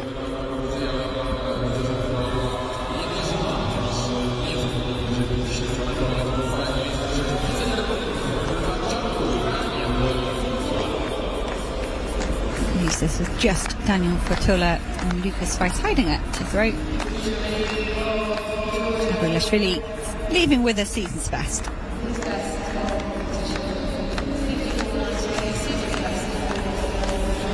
Fortula has done 62 metres this season. So it looks like it's just below his 2nd place mark at the moment at 57 metres 60, and he just strolls out the front. Knows it's not going to improve his standings. Fortula there. Let's see, was it intentional? Yeah, he managed to stay in the circle and then just realises it's a bit naff. Don't worry about it. It's really frustration for Fortula. He's thrown 62 metres this season. That would have been enough for the lead at the moment. I mean, you feel like Lucas Weisheidinger has got another 7-8 metres up his sleeve if he needs it. Are we even going to see Weisheidinger take his final throw? I think we are. I can see him wiping off his discus.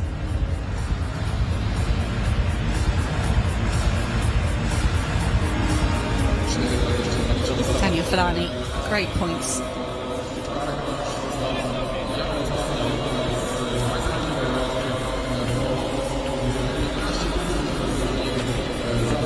Here he is, Lucas Weisheidinger. One of the best athletes we're going to see on display here in Division 3, and that was scrappy. It has landed in the sector somehow. That was a far throw as well. That was very close to certainly improving the mark he's done so far this year. Maybe even out towards the championship best. It sits at 68.76 with Gerd Kanter. That would be nice if that had got troubled here in Division 3. I think it's could be challenged by Christian Che later on this evening in Division 2, but I'm sure Lucas Weisheidinger would have liked to give Christian Che something to think about. But he's got maximum points. He was trying to indicate there that was a small foul. I'm not sure putting both your hands down outside the circle counts as a small foul.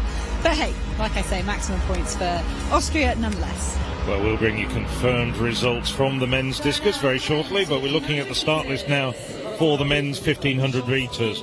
14 men in this race, and well, we'll run you through the entire lineup when the event gets underway. One man to pick out, Tadessa Getahon, the Israeli. Rafael Palic, well, Austria leading the way in this division at the moment. Palic improving to 3:38.16 recently. He's now 33 years of age, so that's a good improvement at that age in his career. There's Armenia's Evan Michian. He's improved recently to 3:40.40.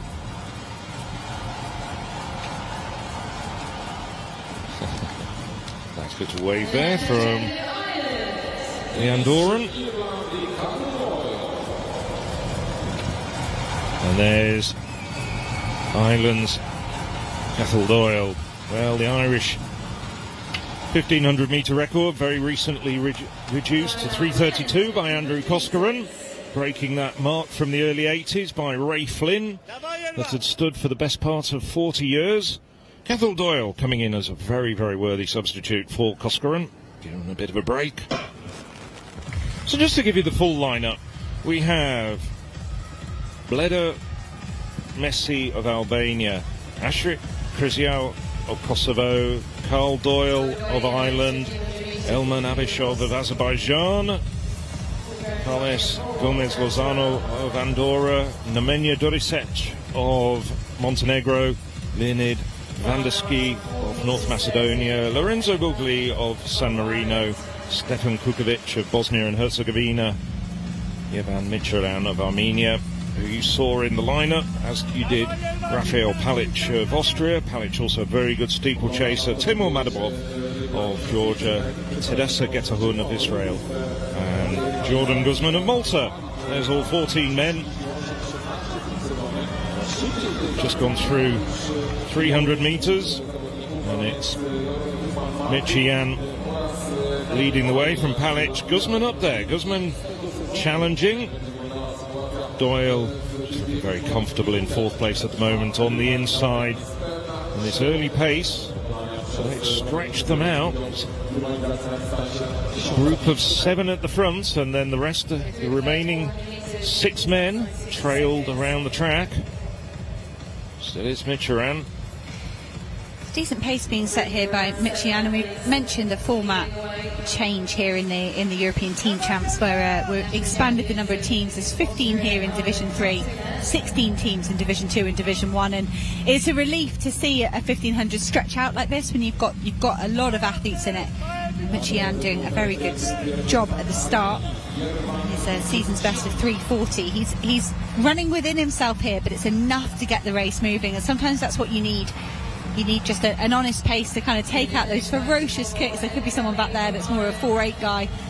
And the last thing you want is an absolute burnout. 2:02 through 800. So they're underneath 3:50 pace. Jordan Guzman of Malta, 3:37.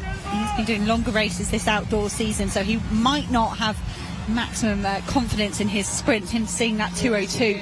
The Maltese athlete just pushing on. You see pushing and shoving there with Getahon of Israel getting the elbow. The 10k specialist, he's got to get going soon. Shortly, if he's going to have a sprint finish, the Israeli's probably got to launch it here with 500 to go. Yes, Getahun just looking ominous at the back. Just wondering how much zip he's got in his leg, but it's the Maltese athlete, Jordan Guzman now. Australia-based, Maltese antecedents, chosen to run for Malta, and Guzman at the bell. Leading the way, it's a pack of 5 at the front, with Gomez Lozano of Andorra now just starting to drop off the back, but it's Guzman. As Hannah was saying, he's concentrated, he's moved up, and he's been running 10,000s and half marathons, but he's turned out for Malta here. And now coming around the long way, it's Michian as well, just that very good move with 200 metres to go. The Andorran, who set a personal best, he's been running around the international circuit at the tier just below the Diamond League, and now it's really starting to come alive, this race. Palic up there, now Doyle. We haven't seen anything of Doyle up the front, but it's the 2 favourites, Palic and Doyle, now battling down the home straight. It's going to be a really ferocious duel between these two. Palic now just finding that extra gear to come through and leave Doyle of Ireland just behind him by about 3 metres. 3:42.53 unofficially. And Austria take that victory and extend their lead at the top of the team standings. A good and very important win there for Rafael Palic. Doyle just did everything right, but just didn't have quite the speed to be able to match Rafael Palic over the final 50 metres. Michian not that far off his recent personal best at 3:44, so good points there for the Armenian as well coming home. And Michian showed at the front in the early stage of the race and then pushed it on the last lap before Palic and Doyle went past him. Michian, that was a lot of good tactical decisions made there by the Armenian. I think he did absolutely everything he could to put himself in the position to finish as highly as possible. Getting the race moving, coming through 800 metres in 2:02 is very respectable, stretches the race out, reduces the number of bodies you've got to battle with. Georgian Gusman mentioned he's been focusing perhaps on the longer distances. He was the first man to lose his patience. It was at this point, Michian, I was very impressed. He clearly very switched on tactically, and he knew he had to go from 300 metres out. I was also really impressed by the positioning of Rafael Palic, the Austrian. He really protected that second position. He was always in a good place, and it was at this point here when Michian was starting to falter, and for Palic to step wider and force Doyle of Ireland to go even wider. And I think ultimately Palic would have had the better of Doyle in the home straight, but he didn't know what he was dealing with the Irishman, so he made some very good positioning moves to give himself the very best shot at the win. And Doyle, I think by never quite getting his nose ahead as well, the pressure was on Doyle to try and muster a sprint finish, and he couldn't quite manage it. But that's significant in the team battle as well. Another opportunity for Austria to accumulate points ahead of Ireland. Well, Palic has never got a national record, but he's got maximum points here for the Austrians. 3:42.53 for Rafael Palic. He's got his sights now on that very long-standing 23-year-old Austrian record of Gunter Weidlinger's at 3:34 and change. And that's the full results. We see there Austria now increasing their lead just ever so slightly over Ireland. It's now 13 points in it, with Austria leading with 225. Israel now starting to put daylight between themselves and the chasing group, also looking for promotion. But we're still only about halfway through this Division 3 contest, which stretches all the way through to lunchtime tomorrow. Ellie McCartney has got that's a Kiwi pole vaulter. That's it, yeah. They're not related, But, Ellie McCartney. And she's not related to Paul McCartney either. Oh, good to know. No, I can understand that. I was looking at that this morning thinking... There's a mistake to be made there. I know it was early in the morning. No excuse now, 11:30 local time here in Poland. Ellie McCartney is having a good day down here. All on her own for the last couple of heights, and she's watched the bar go up. It's now at 4 metres and 30, which will be a new personal best. First time clearances at 380, 395, 410, 3 attempts to get over 420. So that was tough going for Ellie McCartney, but here now with a second attempt, 4 metres and 30. It's doable. Have a chat with Kate Dennison, the debrief, because I think possibility here. We've mentioned Kate Dennison with dual roles. It's allegiance to Ireland for today, and she'll turn her attentions towards her national team, Great Britain and Northern Ireland.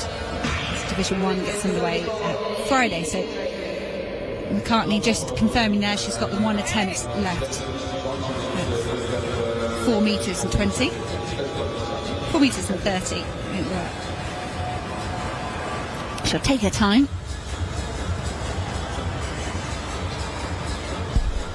Ellie!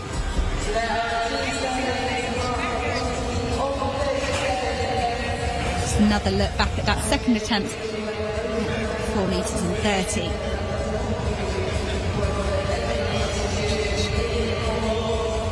Knocking the bar off on the way up there, McCartney. It's a good attempt.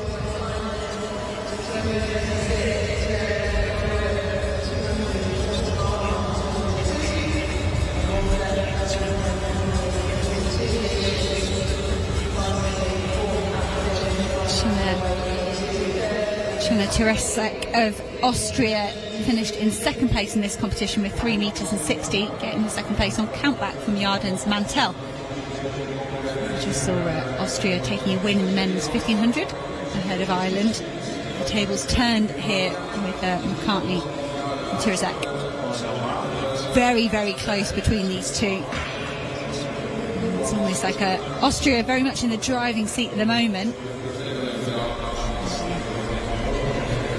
Ireland have still got some strong competitors to come. Thomas Barr a little bit later on in the men's 400 metre hurdles.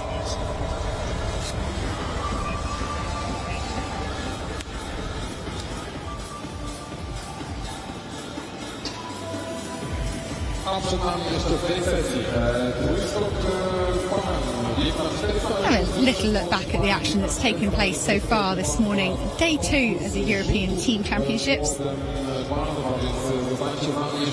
It's a tiny bit cooler than yesterday. 27 degrees, but it is overcast and there is a nice breeze. It's not as oppressive as we had yesterday.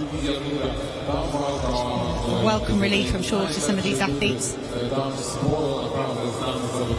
And a bit of breeze has just picked up in the last few minutes, and as I said, very welcome relief. It is overcast. I looked at the weather reports. Yesterday, we were expecting showers and perhaps even thunderstorms later on today. That seems to have moved on until tomorrow, but I have to say, those are very, very gloomy clouds overhead, aren't they? It is very quiet, very oppressive here. I think a nice downpour in between sessions here today wouldn't go amiss. I think for everyone, for the athletes as well, just to clear the air a little bit because it is humid. Yeah, I think so. I'm just talking with people. It is very unseasonal weather. This has caught everyone by surprise a little bit. They were expecting nice warm weather, maybe in the 20s, but not quite as hot and as humid as this. So, some of the highlights of this morning. We have a very brief interlude as they put out the hurdles, but we will be getting underway very shortly with the women's 400 metres hurdles.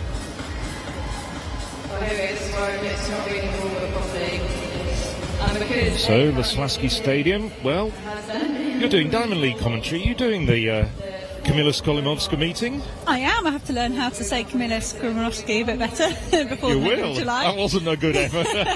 I have a lot of sympathy. I can still remember making a real mess of some Polish names, and I do apologise to our hosts, but many of them have a good sense of humour and do forgive us.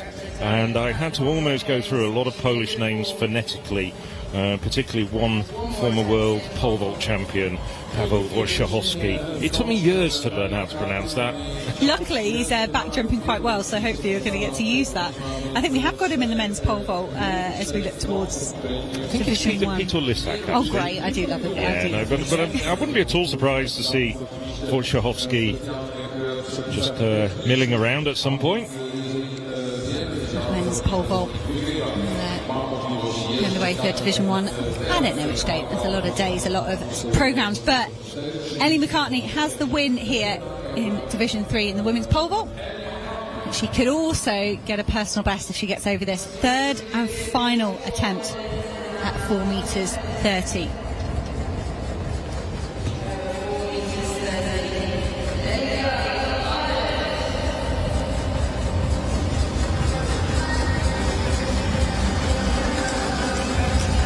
Yeah, I thought she had it there. I thought Ellie McCartney was over that. She was very high. That was close. Surely that's going to come later in the season. I would imagine so. That was a superb effort. It was ultimately an unsuccessful one, but I think she'll be quite pleased when she looks back at that video. She knows it's there, I believe. And just a note on Kate Dennison wearing the wrong cap here for the nation. The Irish team very kindly donated me a cap in Munich. I was really struggling in the sunshine with the work we were doing there, and they gave me a cap, so maybe they've got none left over for Kate Dennison this week. And you haven't put it on eBay yet? They said I didn't have to give it back either. They were very happy for me to keep it. They were, yeah. Comes in use for all this stuff that we get here and there. I know people who go out in their rain jackets walking dogs. You've got a nice little dog, haven't you? What's it called? Jack, I think Jack, it is. yes, Jack the Cocker Spaniel. Do you use some of the swag that you get on these gigs, go out walking, Jack? Oh yeah, no, you look very, very weird going out in a branded national kit or event kit, and people give you very weird looks. But it's often some of the best technical gear you can get. It's the conclusion of the women's pole vault. Ellie McCartney would have come into this with pressure on her shoulders, and she very much delivered for her nation, picking up maximum points and nearly a personal best to go with it. Shanna Terezek of Austria doing well to get second on countback ahead of Yardin Mantel, so important points for Austria there as well as they try and keep themselves ahead of Ireland. Back to the track we go for the women's 400 metre hurdles. Wracamy na jezdnię, biegnę na 400 metrów przez płotki, koniec. Well, we're just getting ready now for the women's 400 metres hurdles and the first race. There's the lineup with the 5 women who will be contesting this event. As you'll now be familiar with, these are seeded heats, so the more modest performers going in the first of 2 races. So on the outside we have Florentina Restelika of Kosovo. On her inside, Mia Milasinovic of Montenegro. Montenegro got good points in the women's discus just a short while ago, thanks to Daniel Fatula. Anna Sokadze. Sokadze, just 16 years of age. Chiara Casadei of San Marino. And on her inside in lane 4, it's Rosalie Cauchi. Just to mention, Sokadze, well, this is her second outing of the morning, the Georgian, in lane 6. She was also in the 100 metres hurdles a little bit earlier. Now back in action in the women's 400 metres hurdles. This, I think, her preferred event.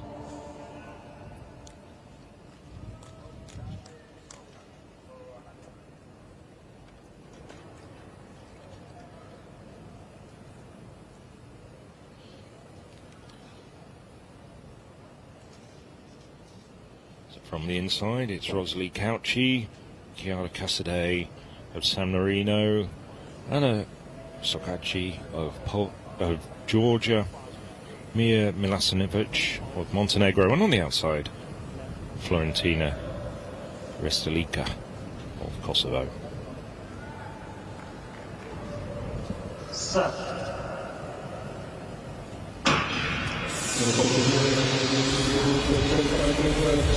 So a pretty even start at this stage.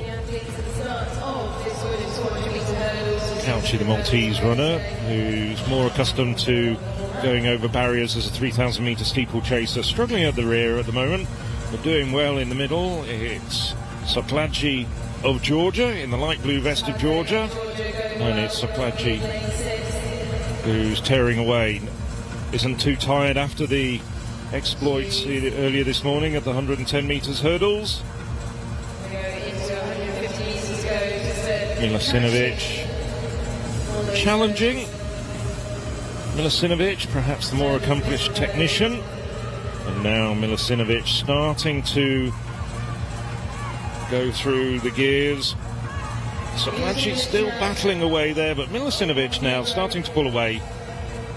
Milasinovic, also a 100 metre hurdler by preference, helping out, and it's Milasinovic, 65-62 unofficially for the Montenegro, who takes the win. Sokadze of Georgia taking second place. All that 3,000 metre strength coming through for Rosalie Cauchi, just in the closing stages there, picking up more positions as she felt her way into the competition, but that was a good win. Just wondering whether we're going to see Cauchi in the 3,000 metre steeplechase. I haven't checked the start list for tomorrow yet. The middle stages of the race and then coming into the home straight. So that's over the 8th barrier. Milasinovic.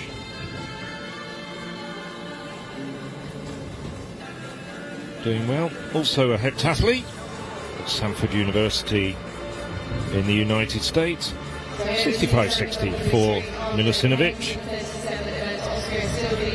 Oh, there we go. So that's the results after the women's pole vault, and Austria leading Ireland by 13 points at the moment. Israel still solidly in third place.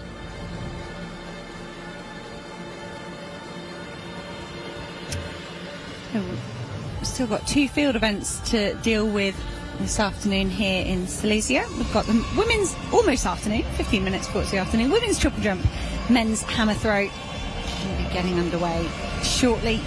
It's the full lineup for the women's triple. Luigi Pecci of Kosovo, national record holder in the Kosovan relay team, so we might see her nip out with this triple jump for the 4x1 heats that take place at the end of the second day.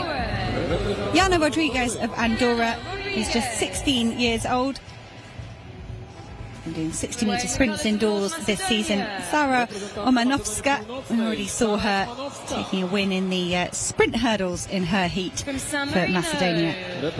Alicia Selva of San Marino will jump fourth. 10.69, just below her personal best this season. Natalia Grigorian of Georgia doesn't have a mark listed here for triple jump. It's not one of her first competitions. Joanna Golly of Albania is next. This is Sarah Buggy of Ireland. It's gone over 13 metres. She's not gone as far as this woman though. Katerina Sarayeva of Azerbaijan has gone all the way out to 13.88 this season, a new national record for Azerbaijan. Liliana Matovic of Montenegro next to be introduced. She holds their national record as well, 12.84. Anna Dorita Markic of Bosnia and Herzegovina out here competing, the teenager. Yana Sargsyan of Armenia is a 6-time national champion over 100 long jump and this event, triple jump. Jana Schnabel of Austria, 3 times indoor champion and has won one outdoor title in the domestic championships. Romy Tamir of Israel up next. New season's best and personal best of 12.92 in Tel Aviv in May. Rebecca Sare of Malta is the final athlete to be introduced here. A 4-time national champion over triple jump. She set a new personal best in Marsa, Malta in 12.66.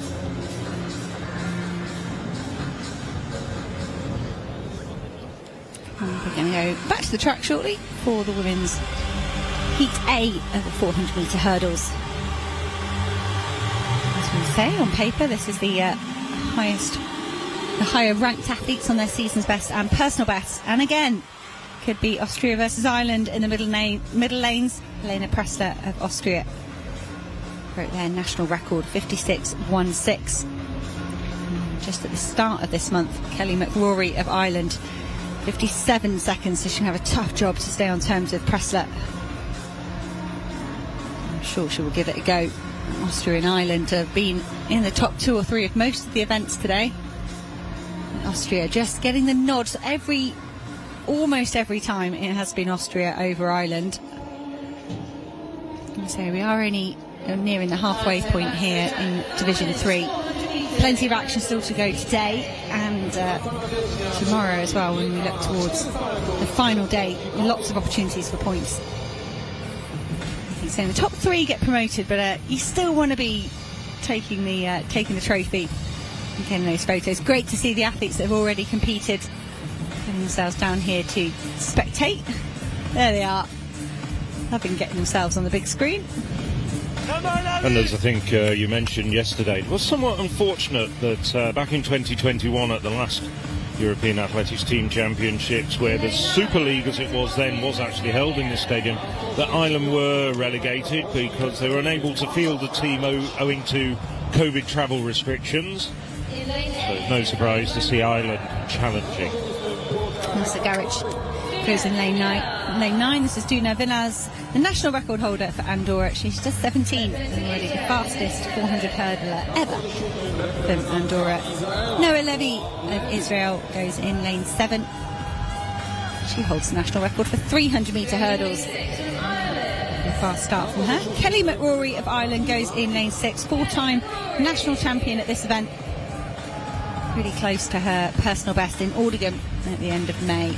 In lane 5. Lina Pressler of Austria broke the national record for her nation, 56.16, in time she clocked on the 8th of June, so not very long ago at all. Very much the woman in form. Dawita Islami of Macedonia goes in lane 4. She holds their national record, set that back in 2021, 57.53. Competed indoors well this season. This is her outdoor opener. Gabibi Ahmet of Albania goes in lane 3. Get to break 60 seconds. A few athletes just outside 60 seconds might be able to dip under it today. Alison Halverson of Armenia completes the lineup in lane 2. She's a heptathlete by trade. 400-metre hurdles doesn't feature in the heptathlon, but we hone a lot of skills that would be useful. These sprint hurdles, 400 metres flat.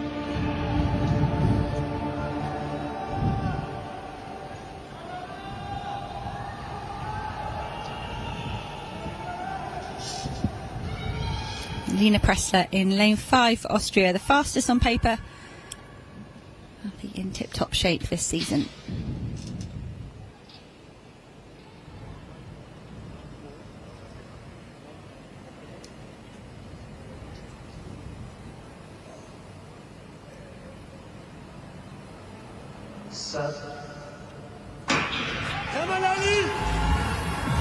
And they're away now in Heat A of the women's 400-metre hurdles.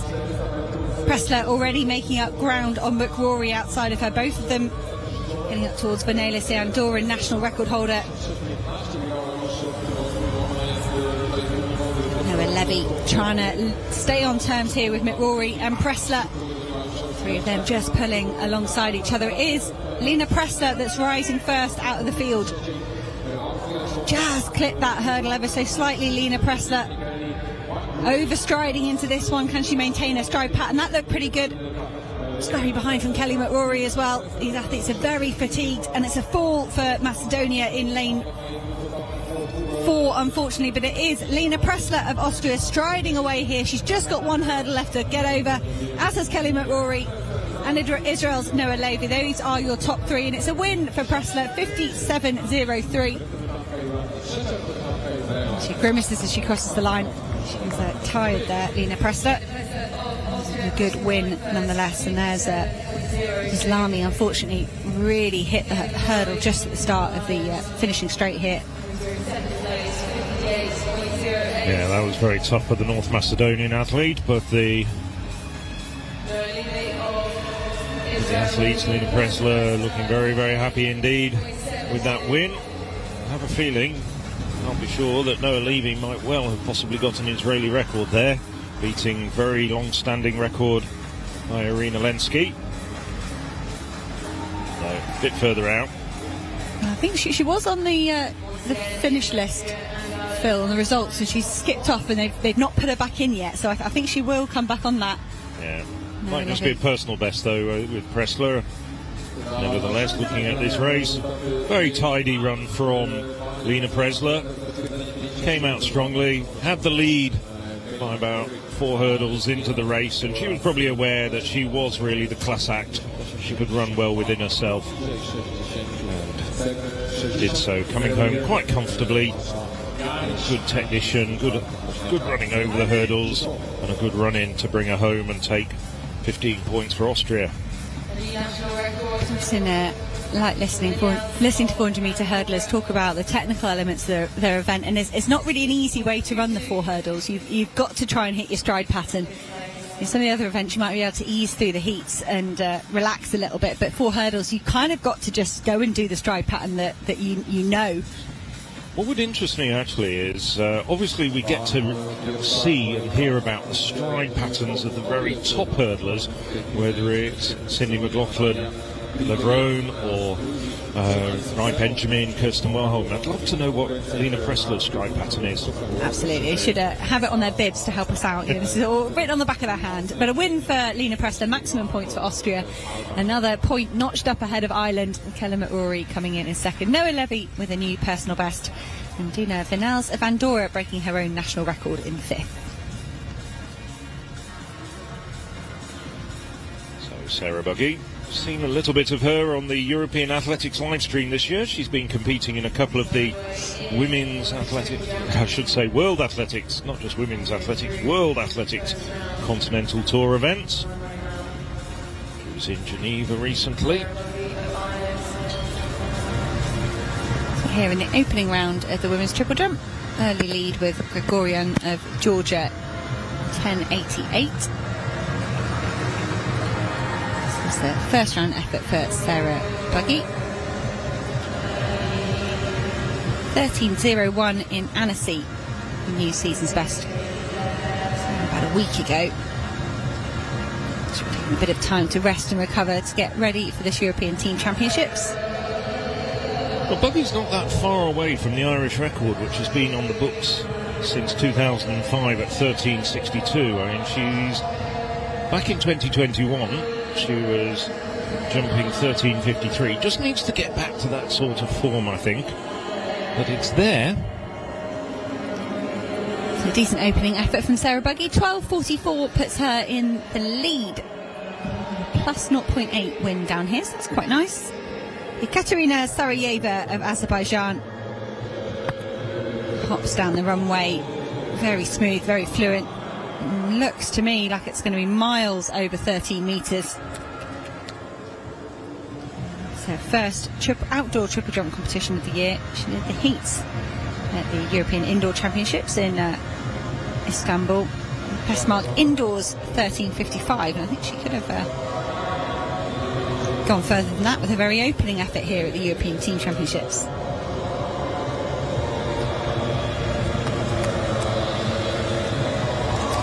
I think, unfortunately, it has been awarded as a foul. That's a shame for Sarayeva. That looked like a very nice jump. We haven't had a slow-mo of the board, and it was, I think it was a massive foul. There's the compiled results of the women's 400-metre hurdles, confirming final A produced the faster times. You can see some good season's bests and performances in final B as well. Well, there's the confirmed standings after 20 events. So just another 5 events to go today. Austria leading the way with 269 points now, starting to put a bit of distance between themselves and the Irish. The Irish back on 255 points, so 14 points difference between the two leaders. Israel now looking very solid in third place at the moment, despite only one win to their name, with 228 points. Chasing still, Bosnia and Herzegovina in fourth with 200.5 a point. And then we look to this woman to perhaps improve the Bosnian standings. And Dorotea Markic, 18-year-old from Bosnia and Herzegovina. That could be a season's best. They look right about on 12 metres. Just the one takeoff board here being used for the whole competition, and Matovic probably usually gets to jump off a different board. She's just making it to the sand. I don't know if that would be a motivation, something to aim at, or whether it would be stressful. I think her coach there indicating, is there a big gap behind on the board? No, she must have gone over the board by quite a significant mark there, judging by his hand signals. Matovic. So Markic, apologies, two athletes right next door to each other with similar names. Doesn't help me. That was Markic of Bosnia. This is Yana Sargsyan of Armenia. She also just competed indoors in the triple jump, hasn't done anything outdoors yet. That's a good effort from Sargsyan. That's close to a personal best, I think. Personal best of 13.25. The event lead still with Sarah Buggy at 12.44. There's that big foul from Sarayeva. Sargsyan is the lead here. There, 13.06. First jump of the outdoor season. Very good to be over 13 metres.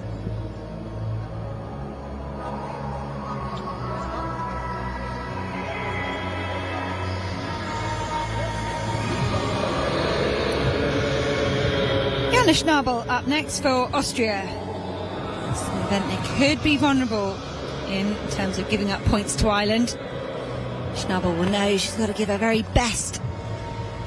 That gets the white flag. That was a lovely jump from Jana Schnabel. This makes me wonder if I got the right stats written down for her. Got 11.93 written as the season's best. That graphic was, if the camera angle was correct there, it was a lovely jump from the Austrian. It looked very smooth, looked very fluent. Just trying to help you out here. I've just been quickly ferreting around, I think is possibly the right word, and she's more of a sprinter, long jumper. Triple jump, she's just in there helping out, I think. Well, the Austrians have got 6 victories so far in this Division 3 contest out of the 20 events. But it's perhaps one of those events where they're going to struggle. I do wonder ever so slightly, Phil, here, did Schnabel go off the wrong board? Could that be what's happened? Because there was a lot of confusion going off on there, and there are 2 boards down there. So whether they're allowing you to the naked eye when I look across the track, I can see 2 takeoff boards. And I do wonder, she could be arguing here saying, look, can we just disallow that because it wasn't explained to me properly. I think that would be my conclusion there, because Jana Schnabel was so far into the pit. It's so far exceeded the marks I've got written down for her. Well, that would have been something to have a look at if there was a replay. No replay, so we're on to Israel's Romy Tamir. You can see there as Tamir ran down the runway, there are those 2 boards, so perhaps that's the error there that's happened for Schnabel. But Tamir is a little bit over 12 metres here. She has done more than that. It looked a bit laboured there in the hop phase, miles behind the board, so that's good. She's got to jump in. Valid effort. Didn't look perhaps as fluent into that hop stage. It looked a bit of an effort for Romy Tamir, but sometimes you've got to settle the nerves, and she's only 19 as well. Got a whole load of experience so far.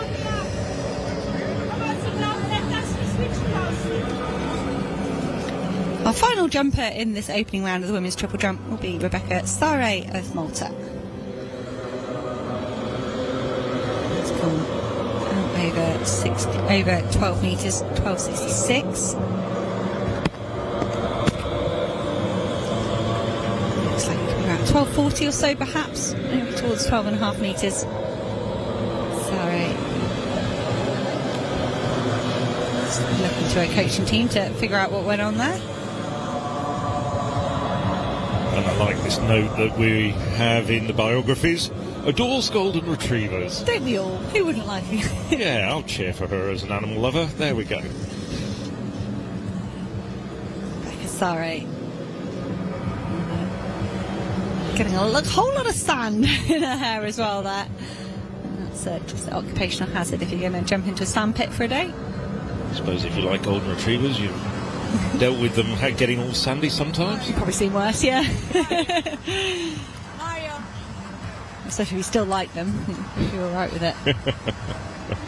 So, back round to Pechi to start the second round in the women's triple jump. Jana Sargasan holds the lead, 13.06. Pechi using that second takeoff board there. So I'm confused, maybe you have to indicate which takeoff board you're going to use, and Jana Schnabel didn't, although it was recorded wrong. We'll have to wait and see how that unfolds. Pechi 9.59 in the opening round. She's in 9th place at the moment.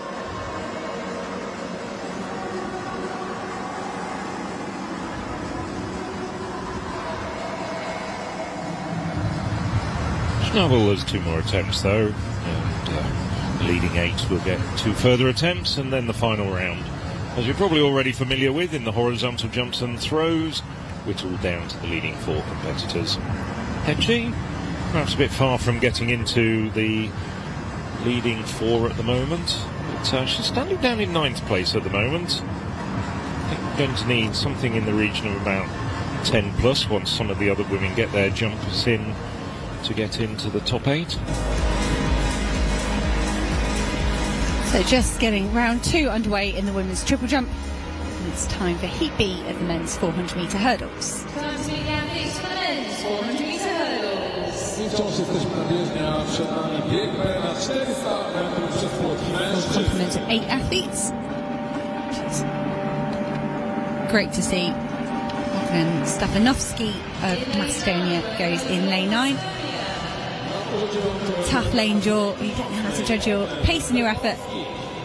18-year-old Stefanovski have to keep his cool out there all on his own. Steve Camilleri of Malta goes in lane 8. Racing all over Europe, mainly over shorter distances than this, 100 and 100 hurdles. Amranyan goes here in 400-metre hurdles. I think we saw him in the sprint hurdles earlier on this morning. Personal best just outside 60 seconds. Dujan Edridze of Albania goes in lane 6. Again, another athlete that's been doing a few more shorter races. He has done 1 400-metre hurdles this season, though, winning the national championships. Mamedov of Azerbaijan goes in lane 5. He's got a personal best of 57.35. Sluka Kupunia of Georgia.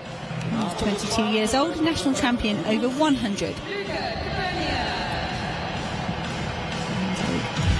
Empty lane 3.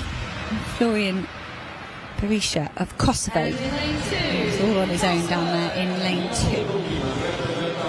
So we don't have 8 athletes in this. Just 7. Just 15 nations here in Division 3.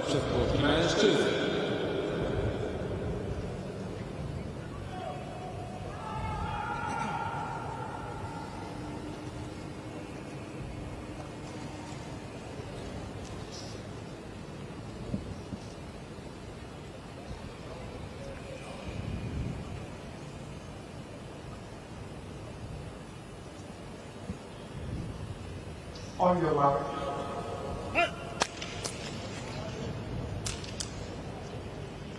Yeah.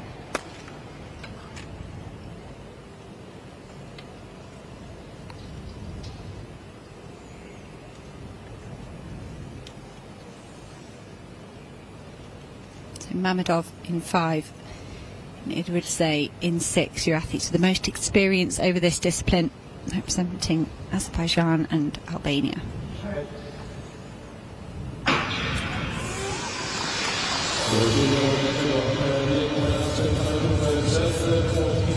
Ridzi, perhaps of Albania, getting the best start here. The Albanian just gliding along in lane 6. But Mamedov of Azerbaijan getting into his running here very quickly on the back straight.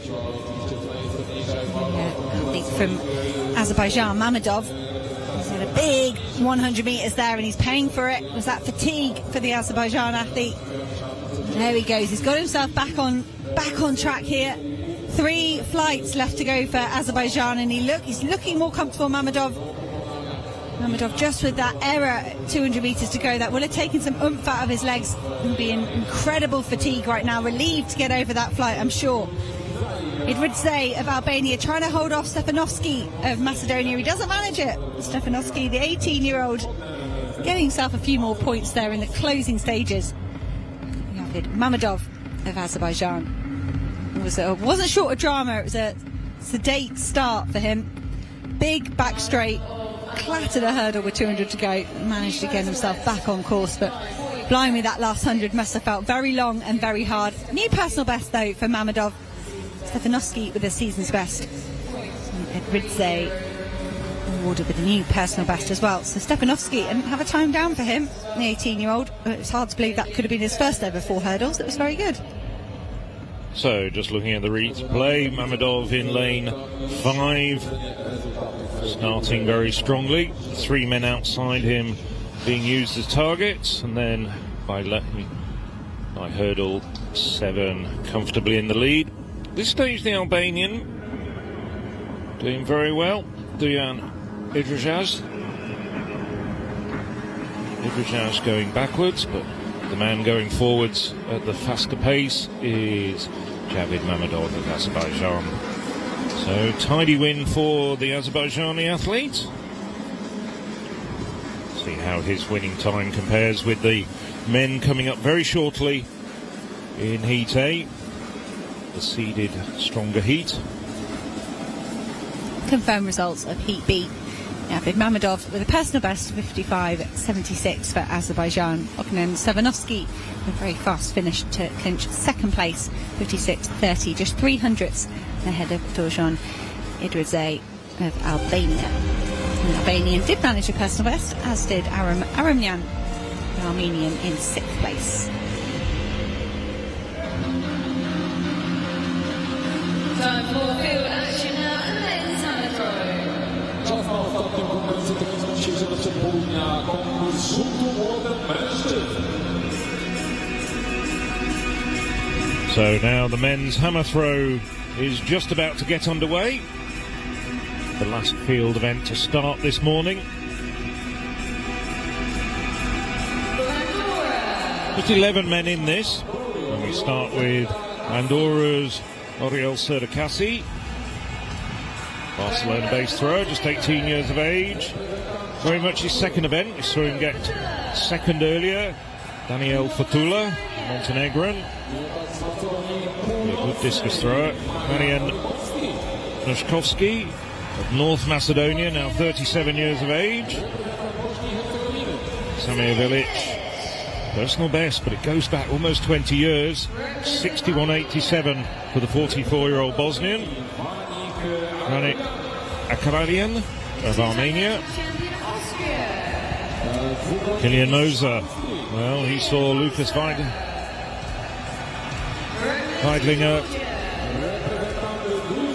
I should say, get the victory earlier on in the discus. This is Georgia's Gogo Chikavaria, another 65 metre plus thrower. Yahavidia of Israel, alongside him Luca Martini,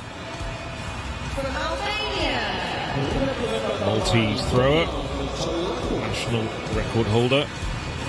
Dorian Koliakou of Albania. Finishing up the 11 men presented to the crowd here, Sean Mockler of Ireland. Well, we've got some very experienced throwers here who in the past have thrown some prodigious distances, but are now probably, with the greatest respect, in the twilight era of their careers. Koliakou, 76.96 his personal best, but that came back 15 years ago in 2008. Also the very good Bosnian, 61 metre 87 thrower, but that was 2004. So we're looking perhaps to the younger generation and the likes of Sean Mockler, who's thrown over 66 metres this year. 66.15 fairly recently in Gainesville in Florida. 22-year-old Irishman here. This could be significant in the team standings, this event, when you look at Sean Mockler really up there, and there's a gap back to Kilian Moser of Austria. He's not necessarily going to finish second here. He's going to have a battle on, and that can't be rain. It is. We saw the close-up there of a few drops of rain. We'll get back to the hammer in a minute. They're just about to embark on the first round, and this is the better of the two races in the men's 400 metres hurdles. And the class act here, and we were talking about perhaps making a big difference to the team standings. This is another race where Ireland could claw back those points on their Austrian rivals, with Thomas Barr, former European medalist from 2018 and fourth in the Rio Olympics in action. On the outside is Eloy Biela Escalana. And he's inside Noah Yaski of Israel. 53-second man. Switch inside. This is Andrea Ocolani Volta of San Marino. Leo Koldorfer of Austria. Koldorfer, 22 years of age, 3 times national champion for the Austrians. Hasn't broken 50 seconds though in his career.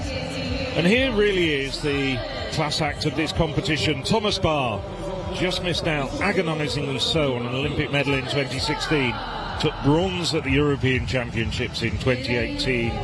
On his inside, Rusmir Malkosevic of Bosnia, 7 times national champion in this event, former Balkan champion as well. And on the inside, we've seen a lot of him and his brother. There's a gap in lane 3, but in lane 2 it's Dragan Pesic, his brother Darko Pesic, in action in many events, both very, very proficient multi-eventers.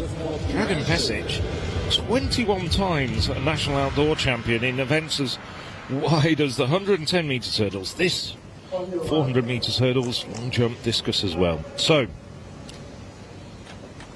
7 men in the men's 400 metres A race. From the inside, Pesic of Montenegro, he's in lane 2 with Skipper Lane. Malkosevic, Bosnia 4, Thomas Bar, Ireland 5, Leo Koldorfer of Austria 6, Andrea Kalini Volta in 7, Noah Yaski of Israel in lane 8, and on the outside, Eloy Vieira Escolano of Andorra. And Bar indeed is out quickly, so too on his outside Koldorfer as well. These are the 2 men who should dominate this race barring accidents, and Bar now starting to eat up the ground on Koldorfer on his outside, but it is really just between these 2 and the rest just trailing in this leading pair's wake. Now Bar is up on the shoulder of Koldorfer as they come in to the 7th hurdle, and Bar now has quite a clear lead, starting to just can now just relax. He knows he's got Koldorfer behind him. It's all looking very, very comfortable for Thomas Bar, and maximum points barring accidents going to Ireland. Koldorfer though gritting his teeth, maintaining his form, but it's Ireland followed by Austria. 49.43 for Thomas Bar, and a good win and maximum points for the Irish. That closes the gap on the Austrians, albeit only by 1 point, but everyone is vital. Koldorfer, not very far from his personal best either, 50.70, so a good run in second place for the Austrian. Kalini Volta, some way back for the San Marinan. Again, just a fraction, just a couple of hundredths outside his personal best for the San Marinan. Yaski, Vileo, Escolano, Malkosevic follow them home in that order. Very tidy race from Thomas Bar. He has gone a little bit faster in Ordegem in Belgium at the end of May, and he will be trying to hunt down that qualifying mark for the World Championships. That stands at 48.7, but for Ireland, if you get an invitation from World Athletics to the World Championships, they probably will accept it. So Tom Bar also racking up those world ranking points, and this will help here at the European Team Championships. And you can see, it's hard to believe it, but there is rain falling down there. That might have slowed these men down just a notch, but technically very, very good from Thomas Bar. Leo Koldorfer would have only got an opportunity here to race against an athlete of the calibre of Thomas Bar, and very nearly getting himself a personal best, trying to hold on to the Irishman inside him. So maximum points for Ireland's Thomas Bar, 49.41.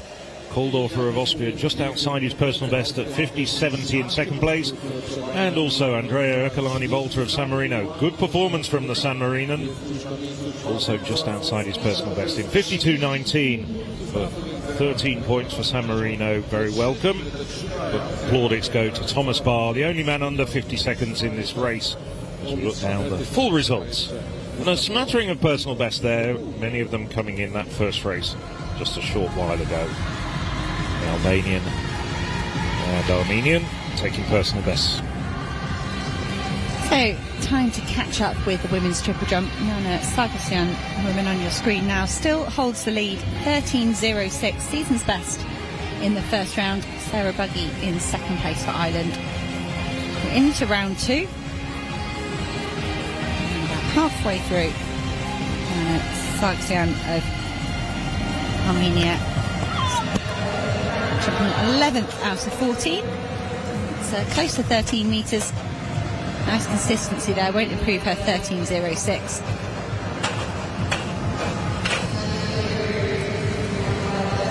So we wonder, I mean, rain isn't ideal for pretty much any event in track and field, but it might just be nice. Just get an opportunity to cool off. We haven't mentioned it so much this morning, but the theme running throughout all three divisions is that the top three performers in each discipline will get a medal here, a European Games medal, and Sarah Lavin was actually one athlete that said that's something she was thinking about. She ran 12:82 this morning, pushed herself up into 5th in the rankings, and she said you never know what's going to happen with the weather. So I might have a perfect morning on that Wednesday morning. It might be the best conditions of the whole week. I think we'll go back to the conditions we had before, but Sarah Lavin did have a nod to that. Schnabel here, foul in the first round. And that looks more like the distance that I'd expect the Austrian to jump. And that's still very good. Could be over 12 metres. Could be a season's best. So I think perhaps she did go off the wrong takeoff board in her opening effort. Let's wait for this to get measured. She's got a season's best of 11.93. She has got over 12 metres. That would be enough to get into the top 8. 12 metres, 4 centimetres. Gets that campaign underway.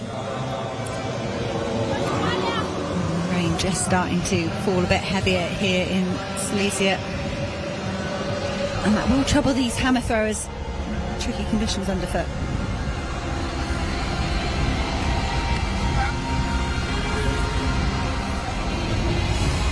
So the hammer, Chikavaria, the Georgian.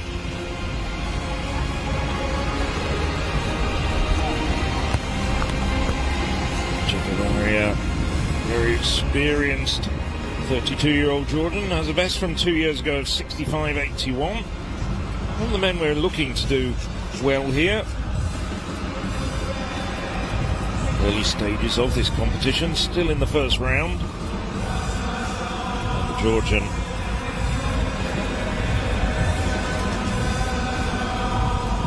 $60.93 for the Georgian. That's an early lead in this competition.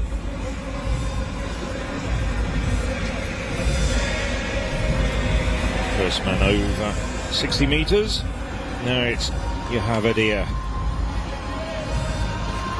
It's best of 55.32.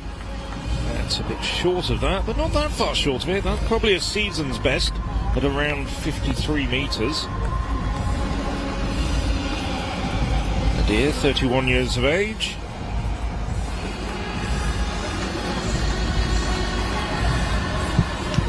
You noticed the song they're playing, Phil? It's Rihanna Umbrella. We've been saving that up all week, saying if it does rain, at least we've got a good song to get everyone happy. DJ's got a sense of humour. Okay, I get it.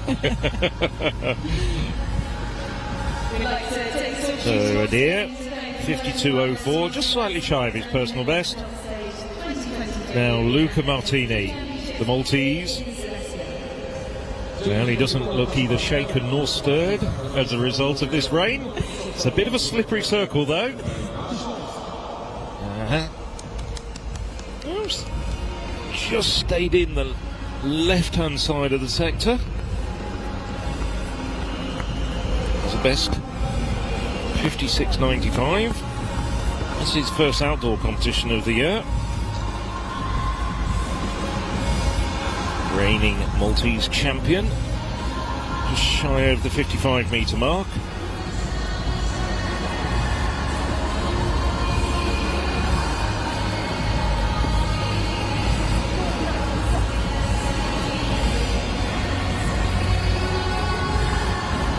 So 53.28. Not a bad start. That takes him up to second place so far. Kalaku, one of the oldest men in this Division 3 contest at 46 years of age. Was the Albanian champion in this event back in 2001. That's Gus just gone out the sector. I was about to say, is it like riding a bike? Kalaku there, you could tell it was a bit controlled, it was a bit guarded, but he can still do it. Very technical event. Yes, as we were saying yesterday about discus throwers, I mean, many hammer throwers come into their own in their 30s, and if you're in your 40s, you might not be quite as strong, might not be quite as throwing quite as far, but you can still put in a shift, although that was, as you say, just out of the sector, so he got a red flag. And the last man into the circle will be Sean Mockler of Ireland. Indiana University-based athlete.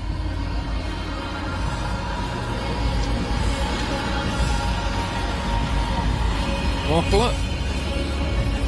Well, he's got 60.93 to aim for, well within his capabilities, the Irishman. And it looked as though he took that very, very gently indeed. I think that sudden burst of rain that we've just had has made life very tricky for the hammer throwers, bearing in mind that they would have warmed up in bone-dry conditions, and suddenly that's a very greasy circle. It is, and you can see that it's a bit tentative there off Sean Mockler. You are going to be timid too. You get some confidence there in the circle. But Mockler as well, it's a markdown. He's got a valid throw there, which you think might be strong enough to keep him in the top 8 for sure, get him into round 4 and round 5, and it might be enough for the top 4. Yes, it's 56.07. Chikaveria managed to throw 60 metres. It's been the same conditions for everybody, because literally the rain started coming down just as the first man was going into the circle. So now we start the second round. Ariel Serdakassi, 18 years of age. He really lost his footing there in the circle. There was a slip or a timing error. Yeah, oh dear, yes. Didn't look comfortable at all, did he? That wasn't a terribly proficient throw.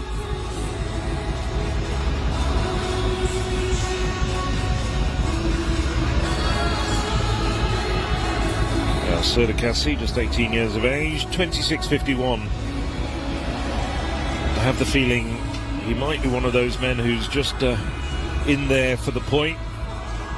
Now, here's a man who hopefully will get a few more points, but he's better known as a discus thrower, of course. Daniel Fotula, second in the discus a short while ago. Clatters, just manages to hit the netting but bounce out and carries on it, gets a white flag. Did look as though the handle pinged the netting there as it departed from the cage. Yeah. Yes.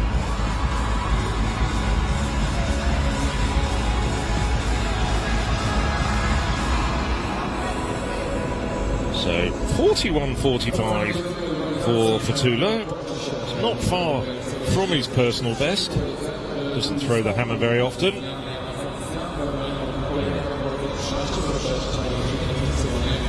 Nochkovsky, North Macedonia. Another man in there for the experience of the point. It's a listed personal best prior to this event of 24.20. Will be an improvement.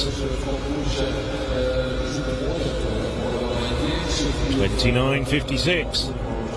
So, two personal bests, albeit at a fairly modest level, for the man from North Macedonia.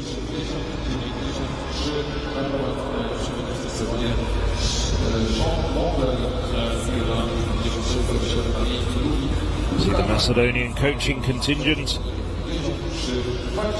looking on. So, Samar Vilic, back 19 years ago. This is a man who threw 61.87. Now 44 years of age, 47.60 to his name at the moment, and he's in 6th place.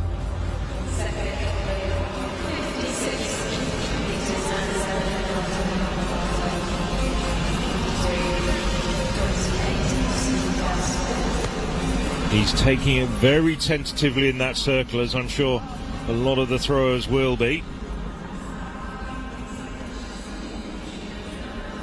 Samir Vilic just having his first outdoor outing of the year.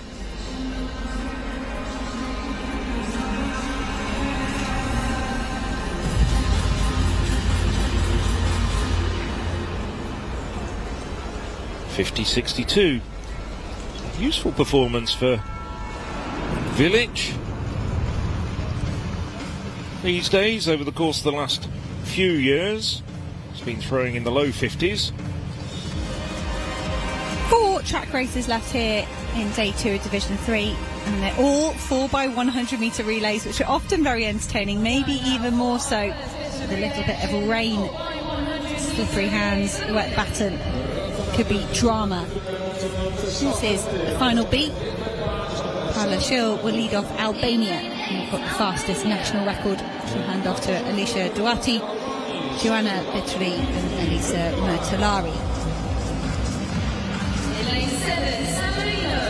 San Marino have drawn lane 7. Martina Moracini will be their lead-off athlete. Sofia Bucci, Emma Corbelli, Alessandra Gasparelli, their full quartet.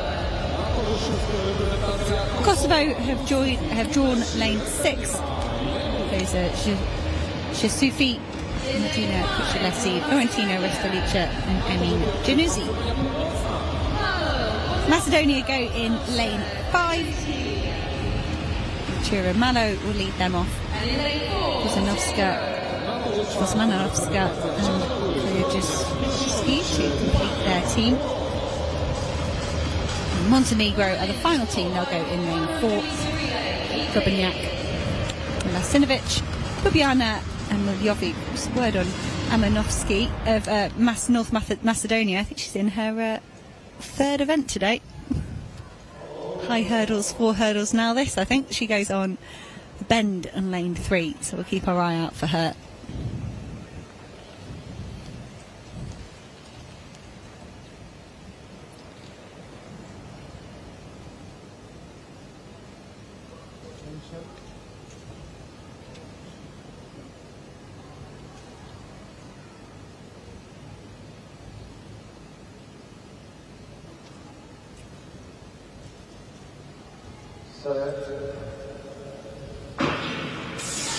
Away, no problems here in the B final at the women's 4x1. A fast start from Paolo Schill of Albania on the outside, striding away, taking her team into a very early lead.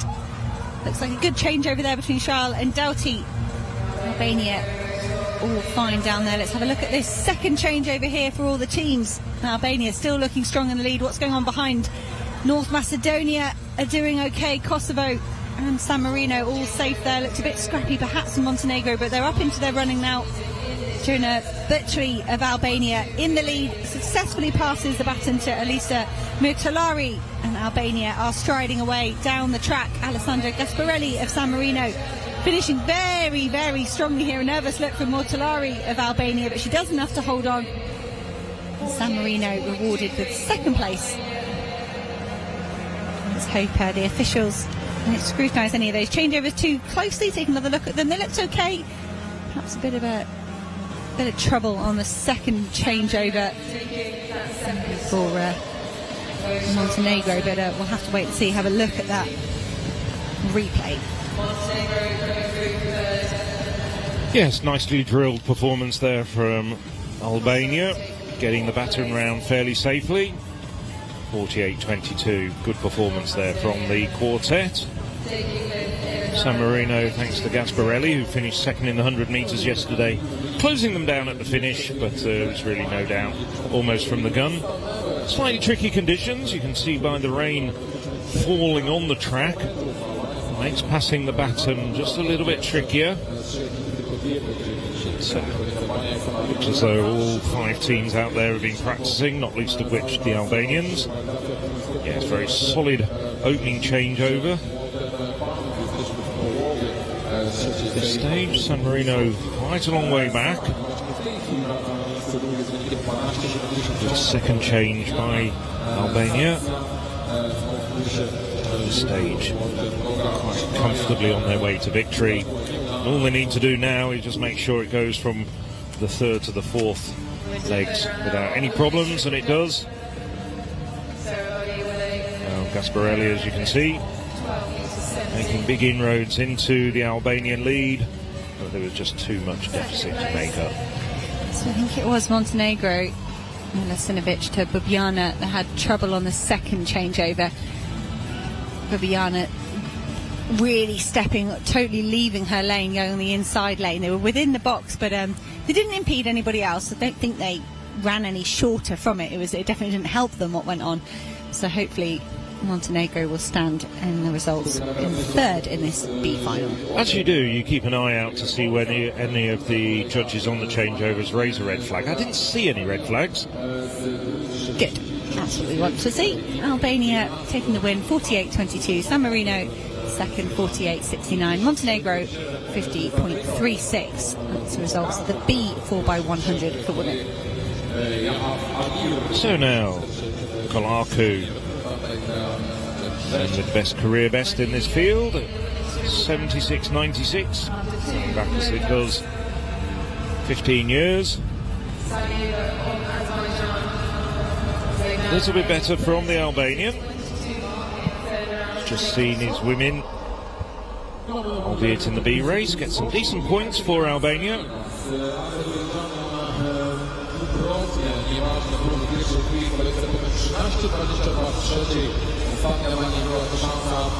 A foul in the first round, so that'll put points on the board. Dropping down just short of the 55 metre mark. 54.09 from Kalaku. I think that moves him up to fourth place. Yes, confirmation there.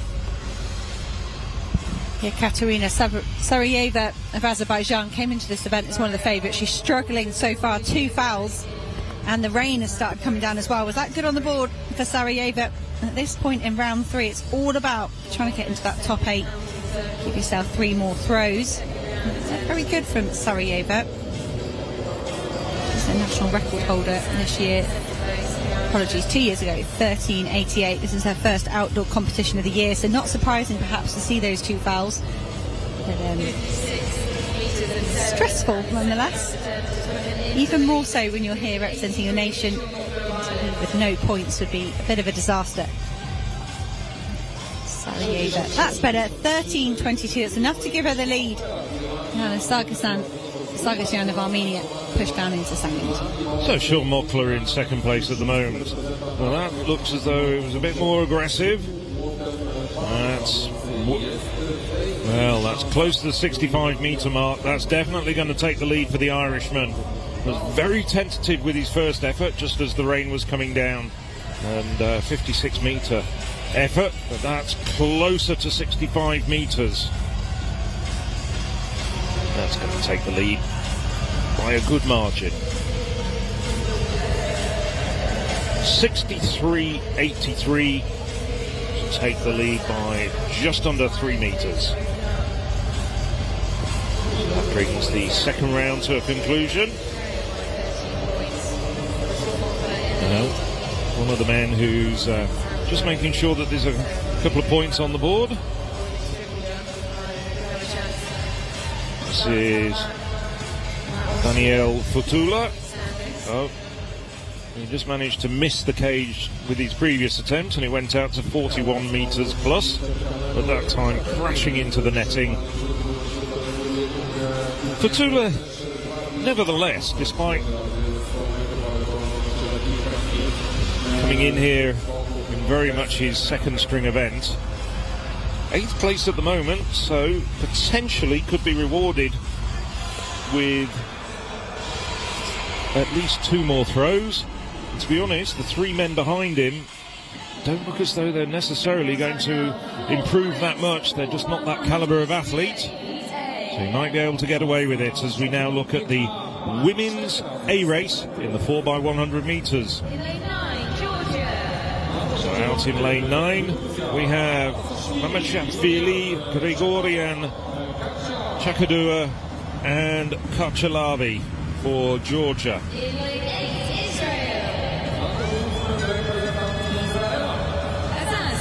So in lane 8, Assis, Drutman, Dorfman and Moore. Malta, the very good sprinter as a party. Janet Richard on the long second leg, taking on the second out of the Maltese 400 metre record yesterday. Now, no Sarah Lavin, but we do have for Ireland Leahy, O'Reilly, Healy and Talabi. The Austrians, Stanarts, Gogo Wally, Posch and Lindner. Gogo Wally will be going in the 200 metres tomorrow. And the Armenians in lane 4, Magyan, Chekiyan, Adamian and Chilean. Lane 3, the Bosnians, Razabejic, Romanovic, Ban and Bosnic. And on the inside, the Andorrans, Rodriguez, the Vignal sisters, Alba and Duna, and Malaga Moran on the anchor leg. So as they settle down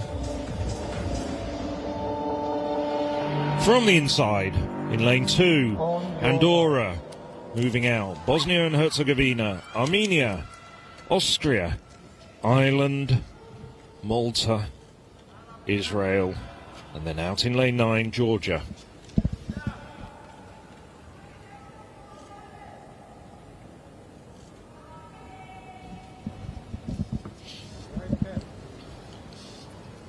As they settle down.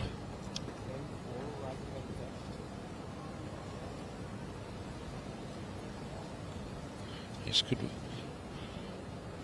well be a very interesting race.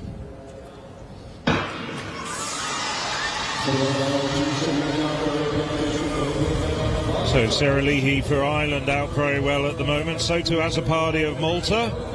Keeping an eye on the changeovers. Not the best of changeovers from the Irish, but Israel also running well at this stage. Austria just a bit further back. And it's Ireland and Israel at the moment. Austria on the inside, also in contention.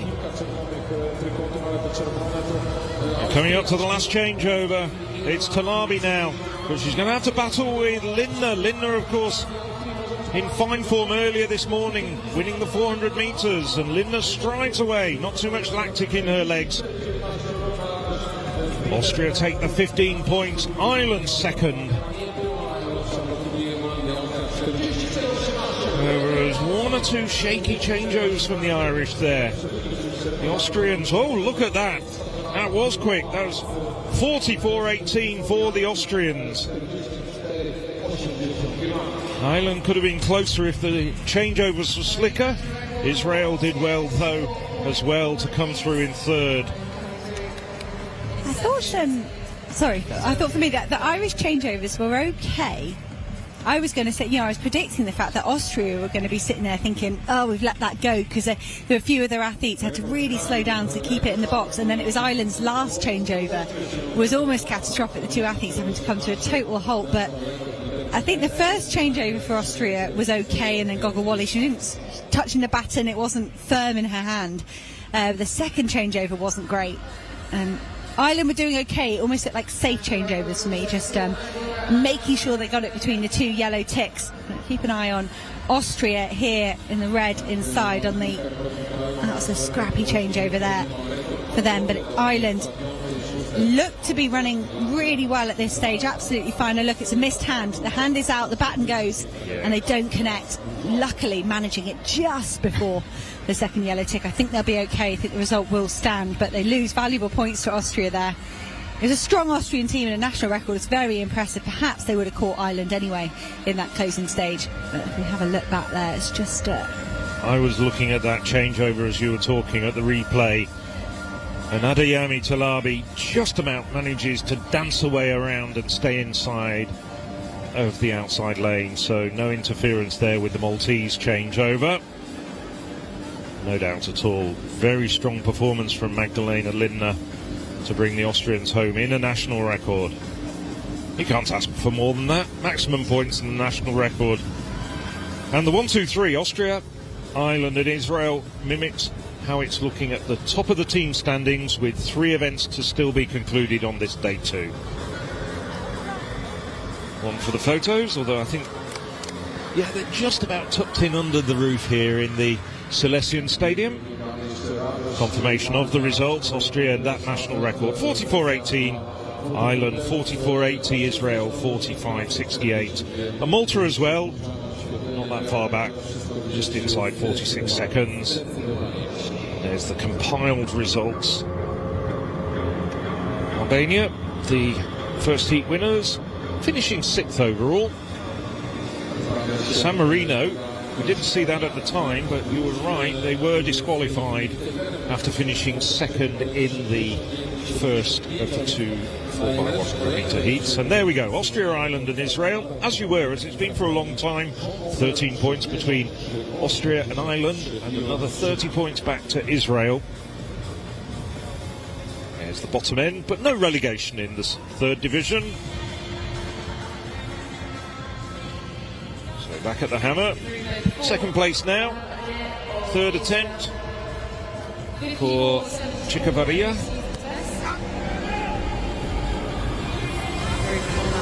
Seen himself pushed back to 2nd place by Sean Mockler.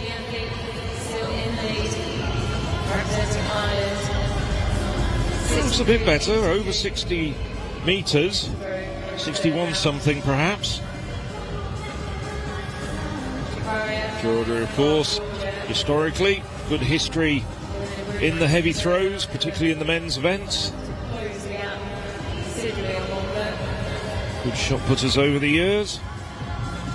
61.75. Dropping down on 61.75, so an improvement for Chikavaria. Sean Mockler still 2 metres in front with the leading 63.83. And there's his Kolaku, the penultimate thrower in the 3rd round. Then we'll reduce the field to 8 throwers for the next 2 rounds, and then 4 throwers for the final round. So Kolaku in 4th place at the moment. Kolaku going back 76 metres 15 years ago.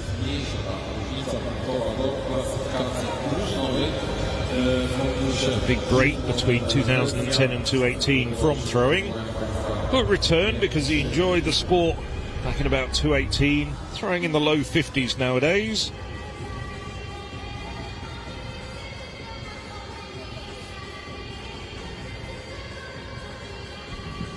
Definitely looks like he's enjoying himself there. Yeah, who wouldn't want a trip to Horzo? Exactly. It was nice and sunny before, okay, you know, a bit of rain, but it's a very, very nice town, this, I should say, city in the south of Poland, near the Czech border. And Dorian Kolaku improves to 56.11. So Sean Mockler took the lead in the last round with 63.83. Looks as though they've done quite a lot of work in trying to dry out that circle, visibly a lot drier. But Mockler just sends his implement into the left-hand side of the cage. Nevertheless, a moderately comfortable lead. In 4th, 213.5. So even if they have dried a circle, you're still nervous, aren't you? Your feet might be wet from walking in. It's still making these men very tentative. Yes, and it does look as though the rain's dropped now, and it's still quite warm. So I'm guessing that circle, given the type of surface used, is going to start drying now over the course of the next 3 rounds. You can see an official down on his hands and knees at the moment in the circle with a towel. It's almost like they need to give them a bit of a walkway from the warm-up area to the circle as well. But, quite often athletes take a towel to the edge of the circle. Look at that. That towel is, I don't know where it's come from, but probably only going one place after this. Yes. I was going to say the washing machine, but not even there. Yeah. Heavily, unless they've got a special washing machine in the stadium, purely for throwing circle cleaning, which would be very thorough. Wouldn't put it past the Polish. They're very good at putting on athletics competitions. Now, very shortly, we're going to get underway with the 2 races in the last track event of the day. The men's 4x100 metres, the women's triple jump. Has the women's triple jump come to a conclusion yet? I haven't seen much triple jump. They are getting reshuffled. You can see them in the big huddle down there. They're getting reshuffled into their top 8. ready for round 4, so they're just waiting to hear the results of that. And we're having the same in the men's hammer. Just discussion over which 8 men are going to go forward and have 2 further throws, with 4 men, the top 4 men, going into the last round, having a 6th and final throw.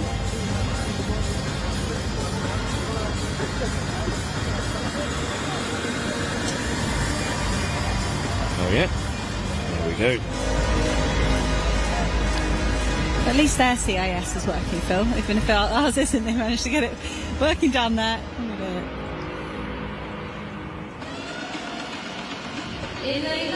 So, well, the seedings for the final 2 rounds, I should say rounds 4 and 5, are getting sorted out for the women's triple jump and the men's hammer.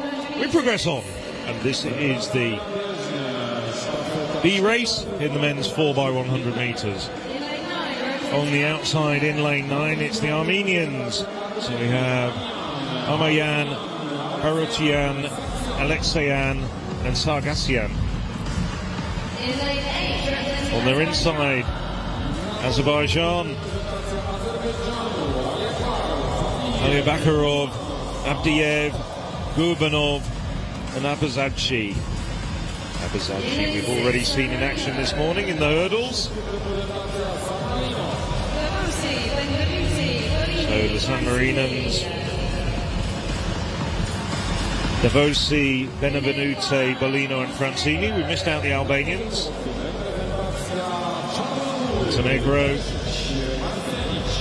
Pesic, Marsenic, Darko Pesic, Brother Dragon on the opening leg, and on the anchor, Volvodic.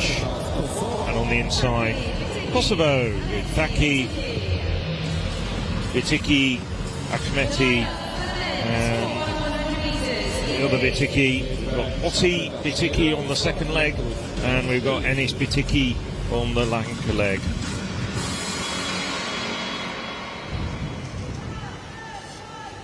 We didn't mention the Albanians, but with Kangeli, Bidrashi, Buraj and Via, they have to be the favourites. And of course the Albanian women did win their heat just a short while ago. We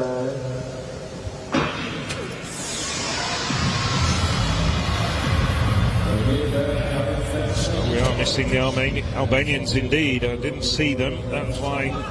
So it's Azerbaijan in the lead at the moment. Kosovo's doing well. Looking for the Albanians, and we were given a start list for them, but they haven't been on the track. Oh, dreadful handover there by Azerbaijan, but they've still got the lead. San Marino trying to close them down. Oh, another quite poor handover. Now, can Francini make up the gap on the man on the outside? Sargassian, no, Sargassian. So Armenia come through despite some very poor handovers.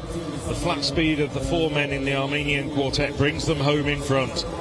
Well, you're going to have fun unpacking that one, Hannah, when you look at the replay.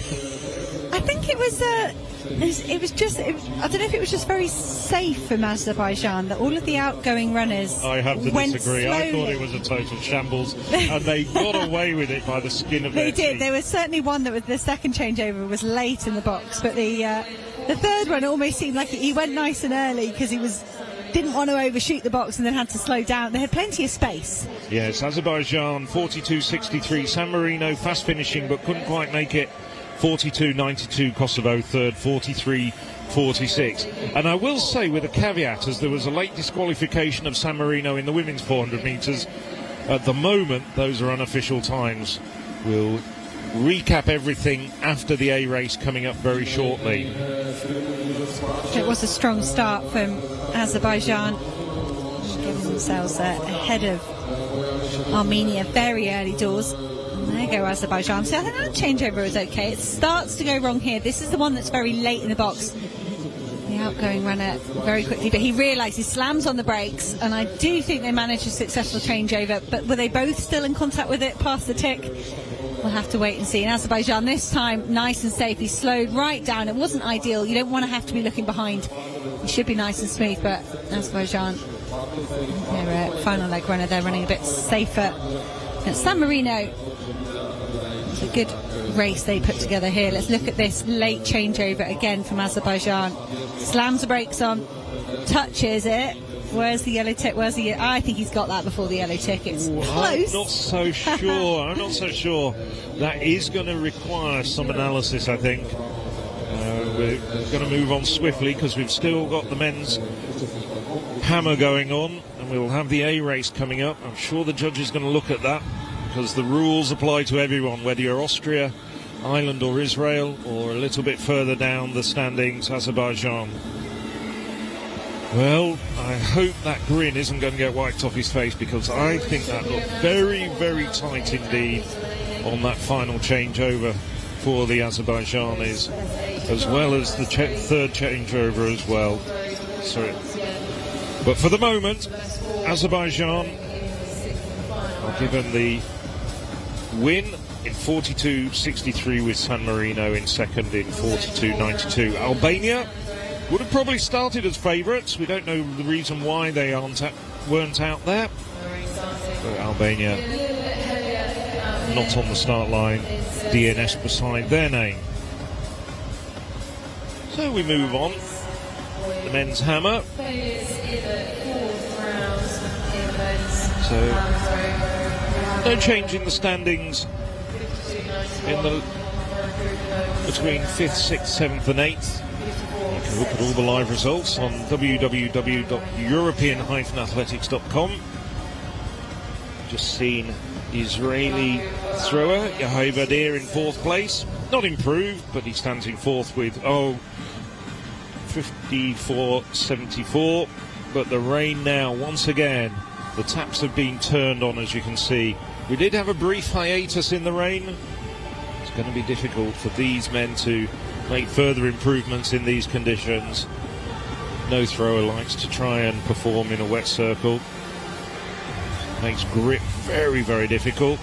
Hammer throwers, discus throwers, or even shot putters. So Kalaku got his big throw in, 56.11 in the last round. He looks visibly a little bit slower in the circle. Nevertheless, gets it out to just below 55 metres. Not a bad effort in these conditions.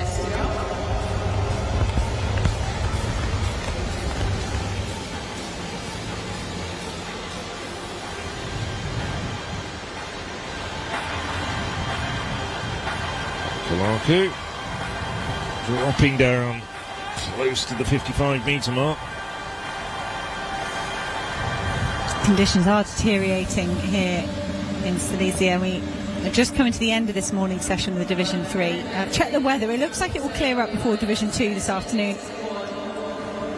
It's tricky, particularly when you've got these technical events, the hammer and the relay as well. I haven't seen any dropped battens yet. Wet hands, wet battens going around on this final 4x1. So Gogo Chikabadi, Georgia, improved in the last round to 61.75. That looks even a bit better, which is an admirable effort in these conditions. Putting a little bit of pressure on Sean Mockler, the Irishman leading the way at 63.83.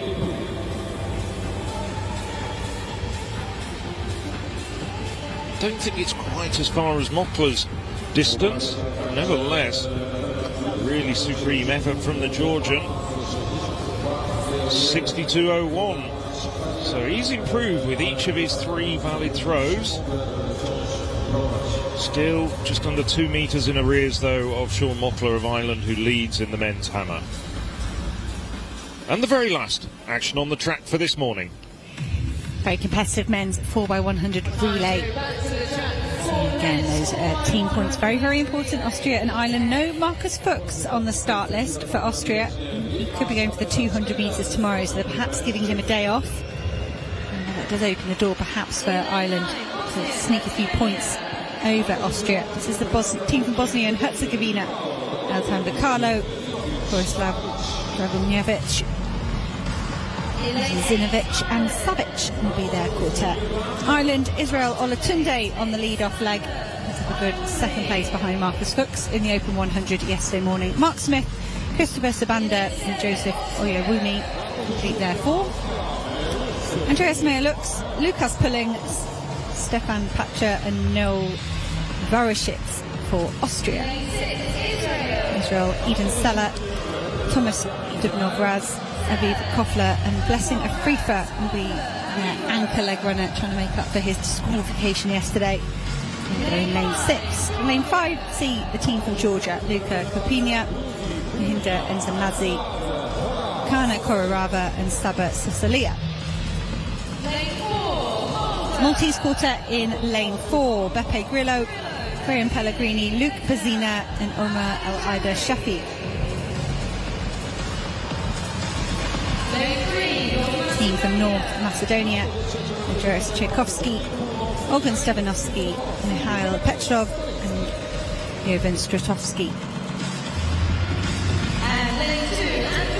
The final team in lane 2 for Andorra, Landa Teixeira Sanchez, Andrei Villanova, Paul Blasi and Miquel Vilches Vendrell.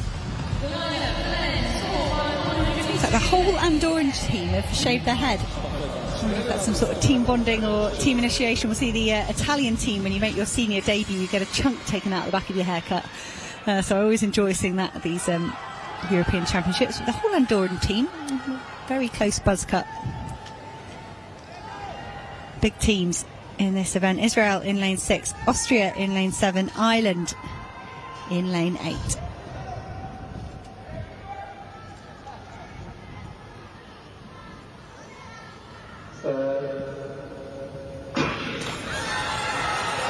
Everybody away safely, pretty evenly between Israel, Austria and Ireland at the moment. Israel Olatunde making up ground on Vicolo outside of him. Good changeovers from the big teams, all 8 teams still powering down the track, no issues there. Ireland at the moment seem to be stretching away from Israel. That was a slightly fumbled changeover by all the teams there. Austria coming to a halt, and I can't see the Austrian third leg runner. Austria have gone, that's a big point deficit. Ireland with a baton. Blessing Afrifa of Israel giving chase. Blessing Afrifa going to pull himself ahead of Olewume of Ireland. Not quite. And it's a very good win for the Irish men's team. And they won't be quite aware, I'm sure, of the fact the baton didn't make it through the second changeover for Austria. That is a huge point swing. Blessing Afrifa looks delighted with that. Deserves a happy ending here to the European Team Championships after that disqualification yesterday. But a job done by Ireland. Well, very unofficially, I make it with Austria getting no points there.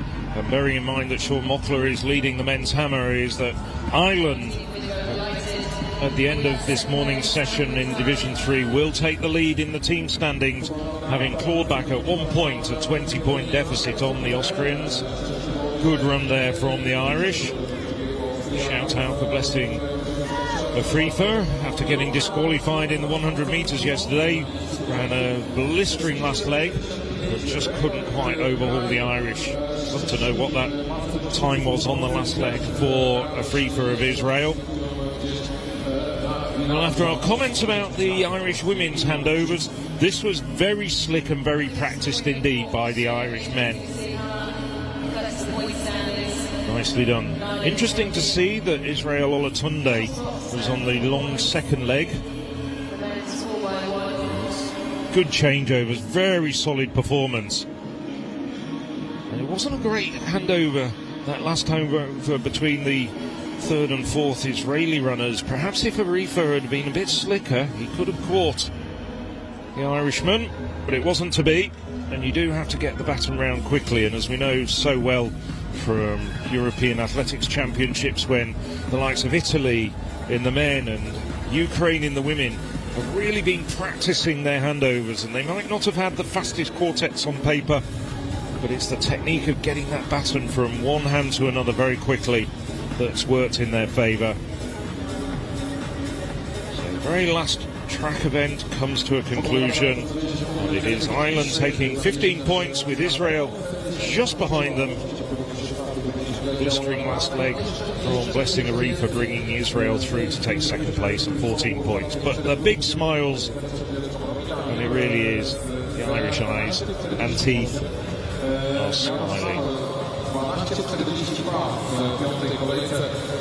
This Irish team is very close-knit. They've been speaking a lot about the importance. Blessing Arifa, it hasn't come up as a national record or anything, but he really liked that result. Perhaps it is, it's just not churned its way through the system yet. Official results there: Ireland 39.57 ahead of Israel 39.66. Malta, we've got in third place there, important 1:11. Austria did finish. I didn't see them come across the line, 5 seconds adrift from the rest of the field, so even if they avoid disqualification, it will not be very many points at all for Austria. Ireland right at the top. Austria, heartbreak down the other end of the compiled results there across both heats. Well, that's up to 22 of 23 events. We've still got the men's hammer and the women's triple jump to be added into that. But it's now very tight at the top between Ireland and Austria. And I have a feeling once we actually come to the end of the morning, as I say, with Sean Mockler leading the way in the men's hammer, just about to start the final round. Kalaku, well,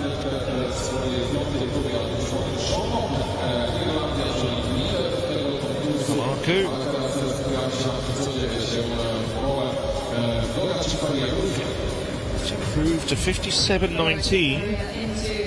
So he gets back third place after just being overtaken by Moser of Austria. Now this is the fifth effort for Goga Chikavaria.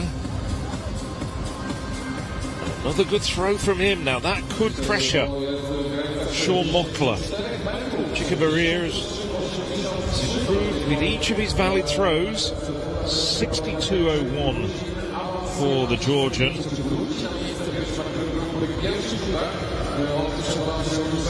Four-step turn.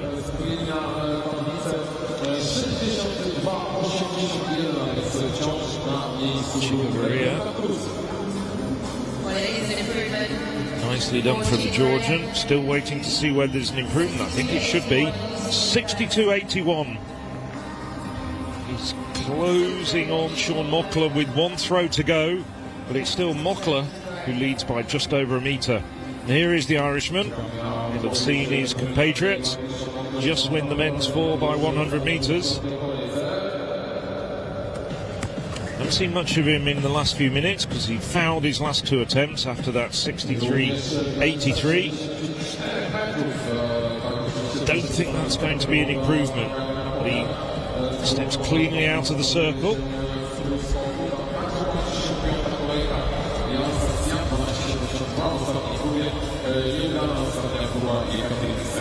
It looks a bit more relaxed than Sean Mockler there, just with the conditions. For me, that looked, it still wasn't aggressive, was it? There still wasn't much punch behind it.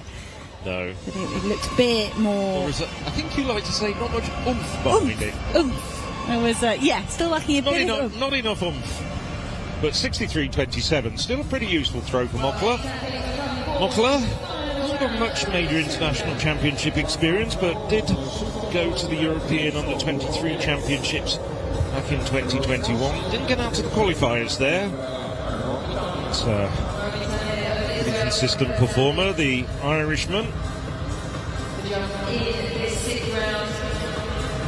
Take a moment to catch up with the women's triple jump. It's been going on the back straight. Trying to see whether they might have had a bit of cover down there. No, it is wet underfoot, and that's tricky for triple jumping. You have to approach that takeoff board. It can be slick in the rain, and that can be nerve-wracking. But we are into the final 4. Rami Tamir, the first athlete to jump.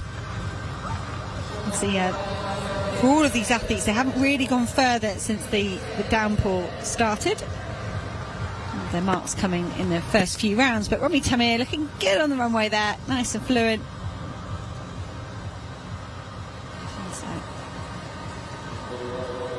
Just looking for one more jump here in round 6.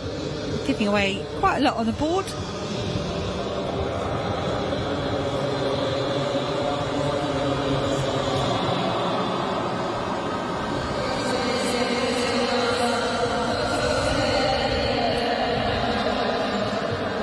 Final effort there is an improvement, 12.67 for Romy Tamir. Doesn't improve her position, she stays down in 4th place.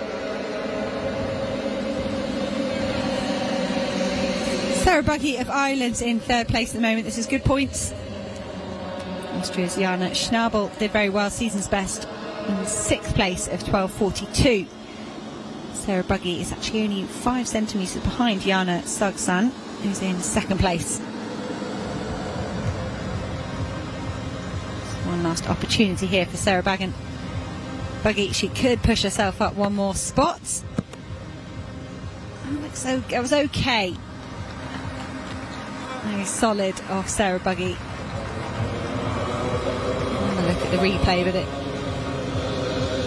Just a bit of a collapse there. You can see she lost her balance. It's a fight to stay upright, stay on track.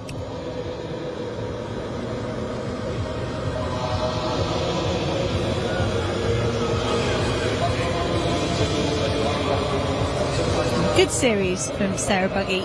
She finishes with 12.80. She will stay in 3rd place.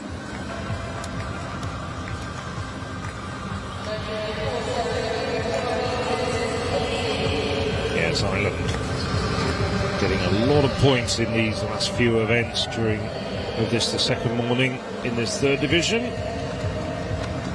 Jana Sagsan of Armenia, penultimate woman to compete in this triple jump. Had the lead early on with 13.06 in the first round.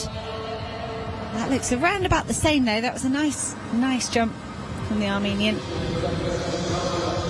think that does get the green flag. That completes 6 valid efforts for her here in the morning session.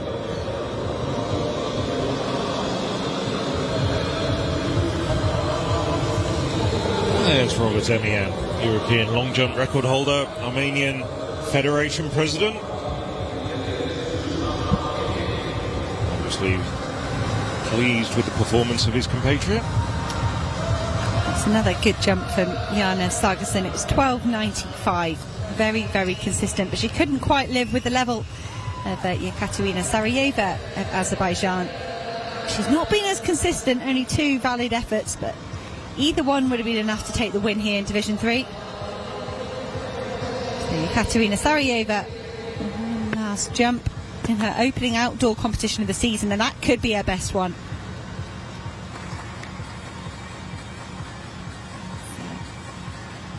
I think it is a valid effort. I don't think she was over the board.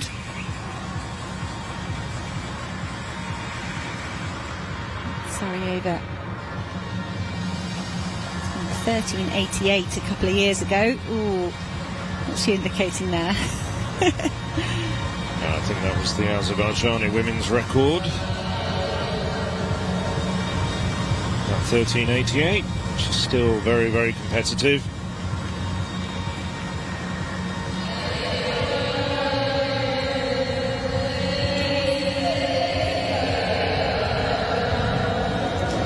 So I think Sarayeva is going to have a longest jump. Yeah, there it is, 13.38. Extends her best. I think that's the season's best as well for Sarayeva. So it's got a 2023 campaign off to a start with maximum points for Azerbaijan. So with 23 out of 36 events completed, Ireland have notched up the lead finally just by 1 point ahead of Austria. That will improve when we take the men's hammer throw results into consideration. Israel further securing their place in their 3rd position there ahead of Malta. Yes, that also doesn't include the women's triple jump yet, so Ireland will extend. There's 25 events to be completed after 2 days, so we're still waiting for the conclusion of the men's hammer. Well, Kilan Moza, 56.42 in the 5th round, moving up to 6th to 4th, and earned 1 extra throw.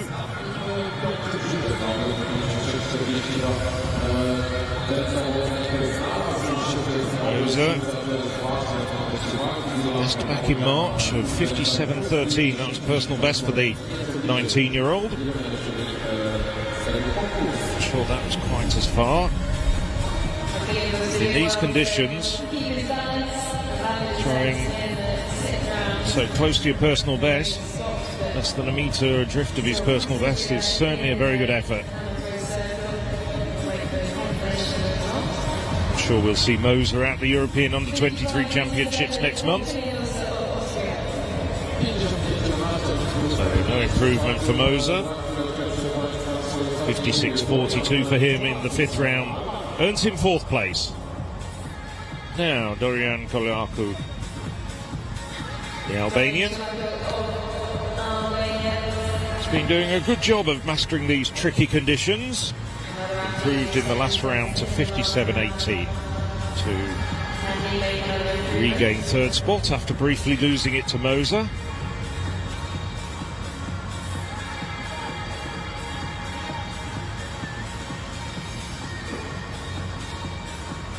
Two rotations around his head, then gets into his movement. Well, that was over 60 metres, and you can see dancing with delight there. Koliakou, quite a while since he's been over 60 metres in his career.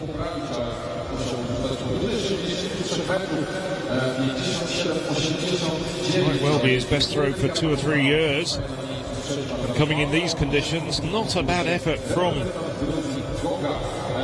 44-year-old. No, it wasn't quite as 60 metres, 57.86.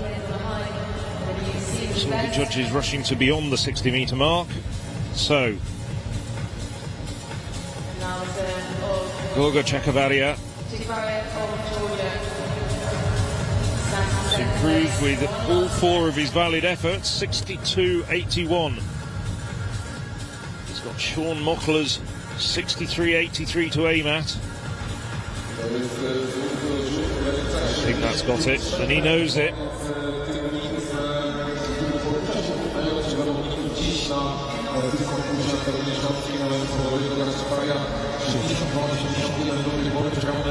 He's put in a good performance for Georgia. Georgia haven't had too many performances in the top threes, but that's one of the best performances from his team. 62.67, just shy of his best, that which came in the last round. So 14 points though for Georgia.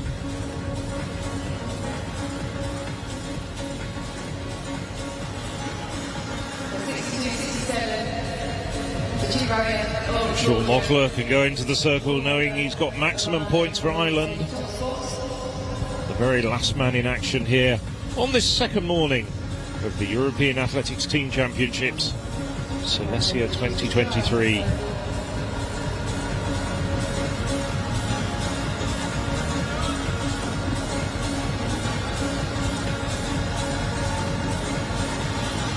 So 63.83. He's got maximum points confirmed. Knows that Ireland are going to end day 2 and go into the final day tomorrow morning in the lead in Division 3. He just steps out there. So to be a red flag doesn't really matter. It was over 60 metres, but he just couldn't control his feet. Gets a red flag, but he's confirmed as taking first place in the men's hammer. Almost looked like the first smile from the Irishman. And I think that shows you there is a pressure on these athletes. They really want to do well. And Sean Mockler finally cracks a smile, saying he pretty much led the competition the whole way. He might have been able to relax before, but I think he was likely very focused on getting this over the line. You might have seen the team standings flash up on the boards here in the stadium, but he focused on the competition. It's hard to see those. All he would have known is what they were discussed in the hotel last night, or maybe only over breakfast. As many points as possible, please.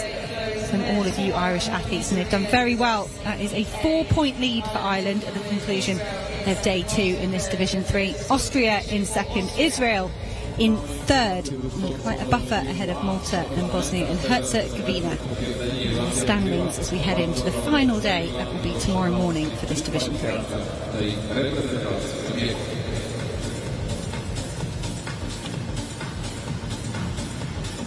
So that brings to a conclusion day 2 here in Silesia. Join us again in about 3 hours' time for the second day of the second division.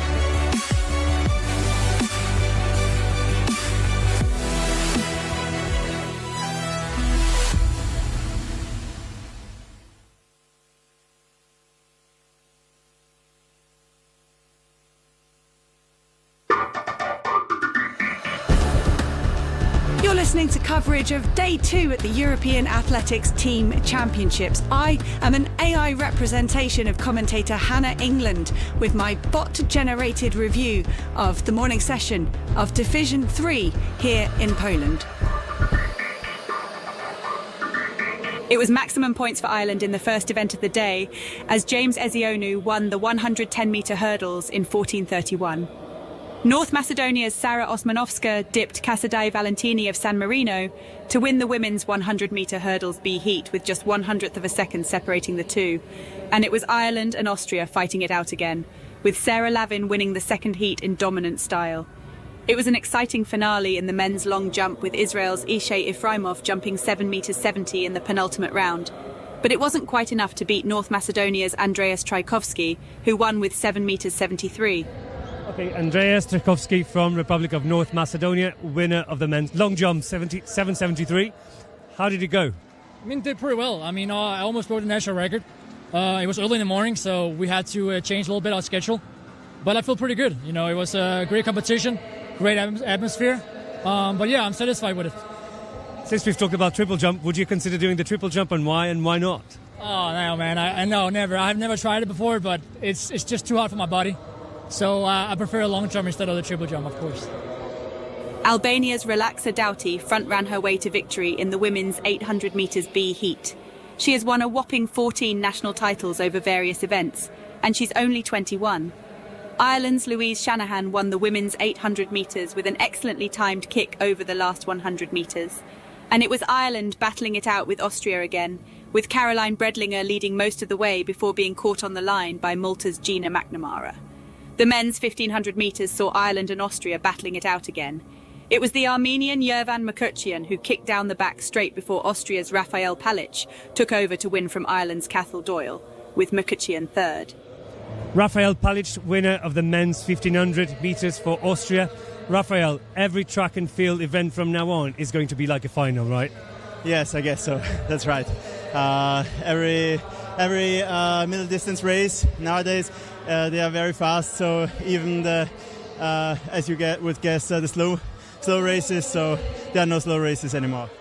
It was a resounding win for Ireland's Ellie McCartney in the women's pole vault, the only athlete to go over 4 metres with 4 metres 20. Okay, with us now we've got Ellie McCartney from Ireland, winner of the women's pole vault. Ellie, you started the competition at 380. Yeah, only very few competitors left. What was your motivation to keep going? Well, Well, I mean, my main aim today was to come and win it, so I got a safe jump in at 380, and 430 was my ultimate aim, so I just took it steady in the progressions, and me and my coach, we had a plan to get there, and unfortunately I was just a small bit away from 430, but yeah, the rest of the competition went to plan, and yeah, I had an end goal, what I wanted to achieve. In the men's discus, it was another win for Austria, with Lukas Weisheidinger getting maximum points as expected. And Austria's Lena Pressler took the 400-metre hurdles ahead of Ireland's Kelly McGrory. A big shout out to 17-year-old Duna Vinals too, who set an Andorran record in 5th. It was Ireland followed by Austria in the men's 400-metre hurdles, as Thomas Barr went well under 50 seconds. Just the 1 point gained for Ireland, but every point counts. A scrappy final changeover from Ireland allowed Austria to win the women's 4x100 metres in damp conditions. Valuable points there and a national record for the Austrian quartet. That could be seen as a point lost for Ireland, but equally disaster averted as they got the baton round safely in second place. There was drama in the men's 4x100 metres as Ireland took a great win holding off a fast-finishing Israel team, but the baton didn't make it through the second changeover for Austria. That's a huge point swing and will give the Irish a massive boost at the end of this morning's session. That was my AI-generated review of this morning's Division 3 action here in Poland. Do join us again this afternoon for full coverage of Division 2. And if you want to watch, head over to allathletics.tv.